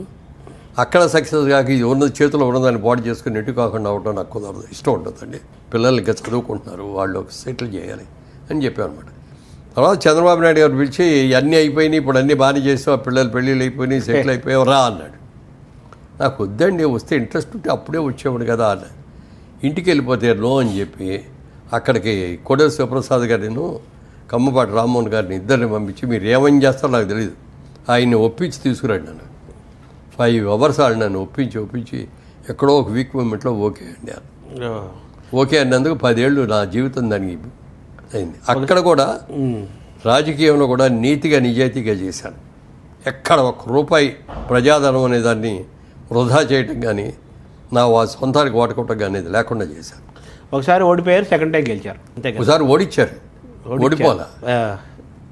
ఓడిపోలా ప్రజలు గెలిపించారు, నాయకులు ఓడించారు. సెకండ్ టైం గెలిచారు. సెకండ్ టైం అదే అప్పుడు ఫస్ట్ టైం ఓడిపోయినప్పుడు కూడా 1700 ఓట్లతో. అప్పుడు ఏమో 3 కారణాలు అందులో. ఒకటి నేను, రెండోది కృష్ణరాజు గారు, ఇద్దరు ఒకే కాన్స్టిట్యూన్సీలో పోటీ. మూడోది ఉండవల్లి అరుణ్ కుమార్ గారు, ముగ్గురు పోటీ. ఓటు చీలిక అయింది. సినిమాదేమో మా ఇద్దరికి డివైడ్ అయ్యింది. ఆయనకుండే ఓటు ఆయనకు వచ్చింది. అయినా కూడా నేనే గెలిచాను. టీవీలో అనౌన్స్మెంట్ కూడా వచ్చేసింది గెలిచానని. కృష్ణరాజు గారి కంటే 1,00,000 ఓట్లు ఎక్కువ వచ్చింది నాకు. అప్పుడు మేనేజ్ చేశాను, మ్యానిపులేట్ చేశాను. ఇక్కడ కాంగ్రెస్ వస్తుంది, సెంట్రల్ కాంగ్రెస్ వస్తుంది, నాకు రాజమండ్రి నుంచి ఉండవల్లి కావాలి అని చెప్పి ఇక్కడి నుంచి వెళ్ళిన ప్రెషర్కి నన్ను బలవంతంగా ఓడించారు. సో యాక్చువల్లీ టెక్నికల్గా మీరు గెలిచారు. అప్పుడు నాకు పట్టుదల పెరిగింది. ఎక్కడ ఏ విభాగంలోనూ మనం ఫెయిల్ అవ్వలేదు, సక్సెస్ అయ్యాం. ఇన్నిదిగా మనం సక్సెస్ అవ్వాలి, ఎక్కడ పోగొట్టుకున్నాం అక్కడే వెతుక్కోవాలి తప్ప అని చెప్పి అక్కడే ఉండి 5 ఏళ్ళు ఓడిపోయాక కూడా పని చేసి మళ్ళీ గెలిచి అయిన తర్వాత 5 ఏళ్ళు కూడా శుభ్రంగా చాలా బాగా చేసి తర్వాత చంద్రబాబు నాయుడు గారి దగ్గరికి వెళ్ళి, సార్ మీరు అన్నదానికి నేను చేశాను, ఇది చాలు, నన్ను వదిలేయండి అని చెప్పి నాకు నేనే వద్దనుకొని వచ్చేసాను. సార్ మీకు టీటీడీ చైర్మన్ కావాలనేది, వెంకటేశ్వర స్వామికి సేవ అందించాలనేది ఒక పెద్ద కోరిక. అది తీరుతుందా ఎప్పటికైనా? అసలు ఏంటి దాని పరిస్థితి ఏంటి? అది వెంకటేశ్వర స్వామికే తెలియాలి. అది ఉంది కదా మీకు మనసులో ఉంది, ఇప్పటికే ఉంది. కానీ అది అవుద్ది అనేది మన చేతిలో ఏమి లేదు. అది స్వామి పిలిచి ఆయన ఇస్తే ఇప్పుడు మీరు ఇప్పటికైనా సిద్ధంగా ఉన్నారు? మీరు సిద్ధం సర్వీస్ చేయడం. ఎందుకంటే ఒక దేవుడికో సేవ చేయటం అంటే అవకాశం మంచిది కదా. అలాంటిది ఇప్పుడు రాజకీయాలు వదిలేసినట్టేనా పూర్తిగా? వ్యాపారము, సినిమాలు. మళ్ళీ ఇప్పుడు ఈ సినీ కార్మికుల సమ్మె జరుగుతుంది కదా సార్, దీన్ని మీరు ఎలా చూస్తున్నారు? దీని పరిష్కారం ఏంటి? అంటే ఇదివరకు ఇలాంటి సమస్యలు వచ్చినప్పుడు అండి పెద్దవాళ్ళు చాలామంది ఉండేవారు. ఒక డివిఎస్ రాజు గారు కానీ, ఒక ఎంఎస్ రెడ్డి గారు కానీ, లేకపోతే దాసరి గారు కానీ, రామానాయుడు గారు కానీ, ఇలాంటి వాళ్ళతో వచ్చి కూర్చొని పిలిచి పరిష్కారం చేసేవారు. ఇవాళ అట్లా ఎవరు సినిమాలో ఈయన పెద్ద, ఈయన చెప్పిన మాట వినాలనే వాళ్ళు ఎవరు ఏర్పట్ల. అందుకని ఒకరోజు నేనే వేదిక మీద ఆయనతో కూడా చెప్పకుండా చిరంజీవి గారితో అన్నా, నేను ఒక పెద్ద కావాలి, ఇప్పుడు మీరు అన్ని రకాలుగా పెద్దకి అర్హోత్తం మీకు ఉంది, చేయండి అంటే ఆయన అవుద్దన్నారు, లేదు చేయాల్సిందే అన్నాను. మొత్తం మీద ఒప్పుకున్నారు. తర్వాత ఎందుకో ఎక్కడో హర్ట్ అయ్యారు పాపం. హర్ట్ చేశారు, ఎవరో కావాలని చేశారో అట్లా అయిందో తెలీదు. అప్పుడు అనౌన్స్ చేశాడు, ఇక నేను సినిమా పెద్దగా ఉండదలుచుకోలేదు, సినిమా బిడ్డగా మాత్రం ఉంటాను, సినిమా ఇండస్ట్రీకి ఏదైనా కష్టం వచ్చినప్పుడు నేను వచ్చి ఆదుకుంటాను, అంతేగాని పెద్దగా ఉండను అని చెప్పి అన్నాడు. ఇప్పుడు చిరంజీవి గారు కూడా నిన్న ఛాంబర్ వాళ్ళందరినీ పిలిచి మాట్లాడటం జరిగింది. ఇవాళ కార్మికులను కూడా పిలుస్తున్నారు. వాళ్ళతో కూడా మాట్లాడిన తర్వాత ఏ విధంగా సంధి చేయాలో చూసి, ఎందుకంటే ఇండస్ట్రీ కూడా శాలరీలు పెంచాలి, పెంచక తప్పదు. కార్మికులు ప్రతి రోజుకి కాస్ట్ ఆఫ్ లివింగ్ పెరిగిపోతుంది. కానీ ఇవాళ పెద్ద సినిమాల వాళ్ళు పెద్ద 100 కోట్లు 1000 కోట్ల మీద తీస్తారు కాబట్టి వాళ్ళకి ఏం పెద్ద బాగుండదు. చిన్న సినిమా వాళ్ళు బలైపోతున్నారు. ఇప్పుడు ఇవాళ మళ్ళీ వేజెస్ పెంచిన ఏంటి, ఇంకా కాస్ట్ పెరిగిపోద్ది కదా. అంటే ఈ కార్మికులు అలా అని చెప్పారని కాదు, వయ్యా మీడియాగా చేయాలి, వాళ్ళని దృష్టిలో పెట్టుకోవాలి, ఇటు ప్రొడక్షన్ కాస్ట్ని కూడా దృష్టిలో పెట్టుకొని వయ్యా మీడియాగా చేసుకొని సాధించుకుంటే. ఇప్పుడు కార్మికులు చేస్తున్న ఈ ఉద్యమం పోరాటంలో న్యాయం ఉందంటారా? ఏమంటారు దీన్ని? తప్పలేదండి. ఇప్పుడు పనిచేసేవాడు అమ్మని కదా అడుగుతావు. అవును, ఆకలేస్తుందంటే అమ్మ దగ్గరికి వెళ్ళి అమ్మ అన్నం పెట్టమంటాం, లేకపోతే భార్య దగ్గరికి వెళ్ళి పెట్టమ్మా అంటాం, లేకపోతే కూతురు దగ్గరికి అమ్మ భోజనం వడ్డించు అంటాం. వాళ్ళు మరి వాళ్ళకున్న కష్టాలకి నిర్మాతలే కదా అడగాల్సింది. వాళ్ళు అడగటం తప్పు కాదు. అలా అని చెప్పి గొంతెంపు కోరికలు కోరకుండా దృష్టి పెట్టుకొని నిర్మాత బాగుండాలి, నిర్మాత బాగుంటేనే ఇండస్ట్రీ బాగుంటుంది అనేది డెఫినెట్గా ప్రతి ఒక్కళ్ళు అనుకోవాలి. అంటే ఇప్పుడు ఆర్టిస్టులు కానీ, టెక్నీషియన్స్ కానీ, మరి కార్మికులు కానీ అందరూ అనుకోవాలి. వాళ్ళు చేస్తున్న డిమాండ్ ప్రకారంగానే పెంచితే చిన్న నిర్మాతకి ఇబ్బంది అవుతుందంటారా? అవుతుంది కదా. ఇప్పుడు పెద్ద సినిమాకి వచ్చే దొరకుడికి ఇప్పటికీ చూస్తే 8 రెట్లు పెరిగినాయండి. అవును, ప్రొడక్షన్ కాస్ట్. అయితే ఇప్పుడు అందరూ అనేది ఏంటంటే, ఇప్పుడు సినిమా ప్రొడక్షన్లో హీరో, డైరెక్టరు, ఇప్పుడు మ్యూజిక్ డైరెక్టర్ కూడా యాడ్ అయిపోయాడు. కోట్లాది రూపాయలు మేజర్ పర్సెంటేజ్ అంతా సినిమా ప్రొడక్షన్ దానికంటే మేజర్ పర్సెంటేజ్ అందులోకి వెళ్ళిపోతుంది కదా. అంతంత తీసుకున్న వాళ్ళు వీళ్ళకి ఇవ్వడానికి ప్రాబ్లం ఏంటనేది కూడా ఒక విమర్శ ఉంటుంది. అదే ఓ పక్కనేమో హ్యూజ్ రెమ్యూనరేషన్స్ తీసుకుంటూ వెళ్ళిపోతా అంటే ఈ రోజు కష్టపడే వాళ్ళకి మాకేం వస్తుంది అనేది భావన అది. ప్రొడక్షన్లో మేజర్ షేర్ వాళ్ళదే అవుతుంది కదా, డైరెక్టర్ హీరో అంతే. వాళ్ళిద్దరే మెయిన్. వాళ్ళు కొంత మనం ఇండస్ట్రీ నిలబెట్టుకోవాలి అనేది ఉండి కొంత రీజనబుల్గా వాళ్ళు తగ్గించుకుంటే బాగుంటుంది. ఇప్పుడు వీళ్ళు కూడా నిర్మాతలు కూడా వెళ్ళి వీళ్ళే ఆఫర్ చేసేస్తారు. కాల్ షీట్లు కావాలంటే సార్ మీకు ఎంత ఇస్తామండి మీరు చేయండి అని టెంప్ట్ చేసేస్తారు. డబ్బు ఎవరికి చేయదు. అలాంటప్పుడు ఈ వీళ్ళు అంటున్నది వాళ్ళ కోట్లాది రూపాయలు ఇస్తున్నారు, మేజర్ పర్సంటేజ్ వాళ్ళే తీసుకుంటున్నారు, వాళ్ళతో పోల్చుకుంటే మేము అడిగే తక్కువ కదా అనేది వీళ్ళ వాదన. నిజమే అది తప్పేం కాదు. అది ఇప్పుడు ఫెడరేషను నిర్మాతలు ఇది రెండు ఉన్నాయి కదా, ఈ రెండింటి మధ్య సయోధ్య ఉండాలంట. అదే ఫిల్మ్ ఛాంబర్లో మిగిలిన అన్ని విభాగాలు, ఫెడరేషన్ ఇవన్నీ కూడా ఫిల్మ్ ఛాంబర్లో భాగాలి. సినిమా ఇండస్ట్రీకి హెడ్ ఎవరంటే ఫిల్మ్ ఛాంబర్ ఆఫ్ కామర్స్. వాళ్ళు చెప్పినట్టే వినాలి, ఏదొచ్చినా వాళ్ళ దగ్గరికి వెళ్ళాలి. వాళ్ళు కూడా నిర్ణయించలేని పరిస్థితి వస్తే పెద్దల దగ్గరికి వెళ్ళాలి. అలా చిరంజీవి గారు నేను పిలిపించి వీడితో మాట్లాడడం జరిగింది. కార్మికులతో కూడా మాట్లాడతాను. నేను అనుకోవటం ఈ 1 వీక్ లోపల సెటిల్ అయిపోతుంది. మీరేమైనా పాత్ర ఏమైనా పోషిస్తున్నారా ఈ పరిష్కారంలో? ఏం లేదు సార్. పాపం ఒక్కొక్కరు వెళ్ళిపోతున్నారు పాత్ర వాళ్ళు. మన కోట శ్రీనివాసరావు, ధర్మవరం వెళ్ళిపోతున్నారు. మీకు ఏమైందండి సార్? ఎవరైనా వెళ్ళిపోవాల్సిన వాళ్ళమే అంతే ఉండేవాళ్ళు. ఎవడు పర్మనెంట్ కాదు ఈ భూమి. అది పొద్దున్నే లేచిందా ఇవాళ బతుకున్నాం, ఇంకో రోజు కలిసింది మనకి బోనస్ అది అనుకోవాలి తప్ప అయ్యో నేను అప్పుడే చచ్చిపోతానా ఏంటి, నువ్వు ఒళ్ళాళ్ళు ఉన్నావు చాలు, నీ పని అయిపోయిన తర్వాత వెళ్ళిపోవాలి అంతే. వయసులో ఉన్న వాళ్ళంటే ఓకే, పెద్దవాళ్ళు అనేది అది సహజమే. అందుకని మేము కూడా ఇప్పుడు వీసా వచ్చేసింది మాకు, టికెట్ కూడా కొనుక్కొని ఉన్నాం. ఎప్పుడు ఎక్కమంటే అప్పుడు ఎక్కేటి. మామూలుగా అది దైవ నిర్ణయం, అది మనం చేయలేము. బట్ మీ వరకు మీరు మానసికంగా ఫిట్గా ఉన్నారు, చాలా జ్ఞాపక శక్తి ఉంది, అలాగే కామన్ సెన్స్ ఉంది, లౌక్యం ఉంది, ప్రజెన్స్ ఆఫ్ మైండ్ ఉంది, అన్నీ ఉన్నాయి కదా. ఇవి కూడా జెనెటిక్గా వచ్చిందంటారా? సాధన ఏమైనా ఉందా మీకు? జెనెటిక్గా వచ్చినాయి. అంటే చిన్నప్పుడు మరి తల్లిదండ్రులు మన గైడ్ చేసే విధంగా ఉంటుంది కదా. అవును. మా అమ్మగారి ఇన్ఫ్లుయెన్స్ ఆమె అది ఎక్కువ చిన్నప్పటి నుంచి. Thank you sir.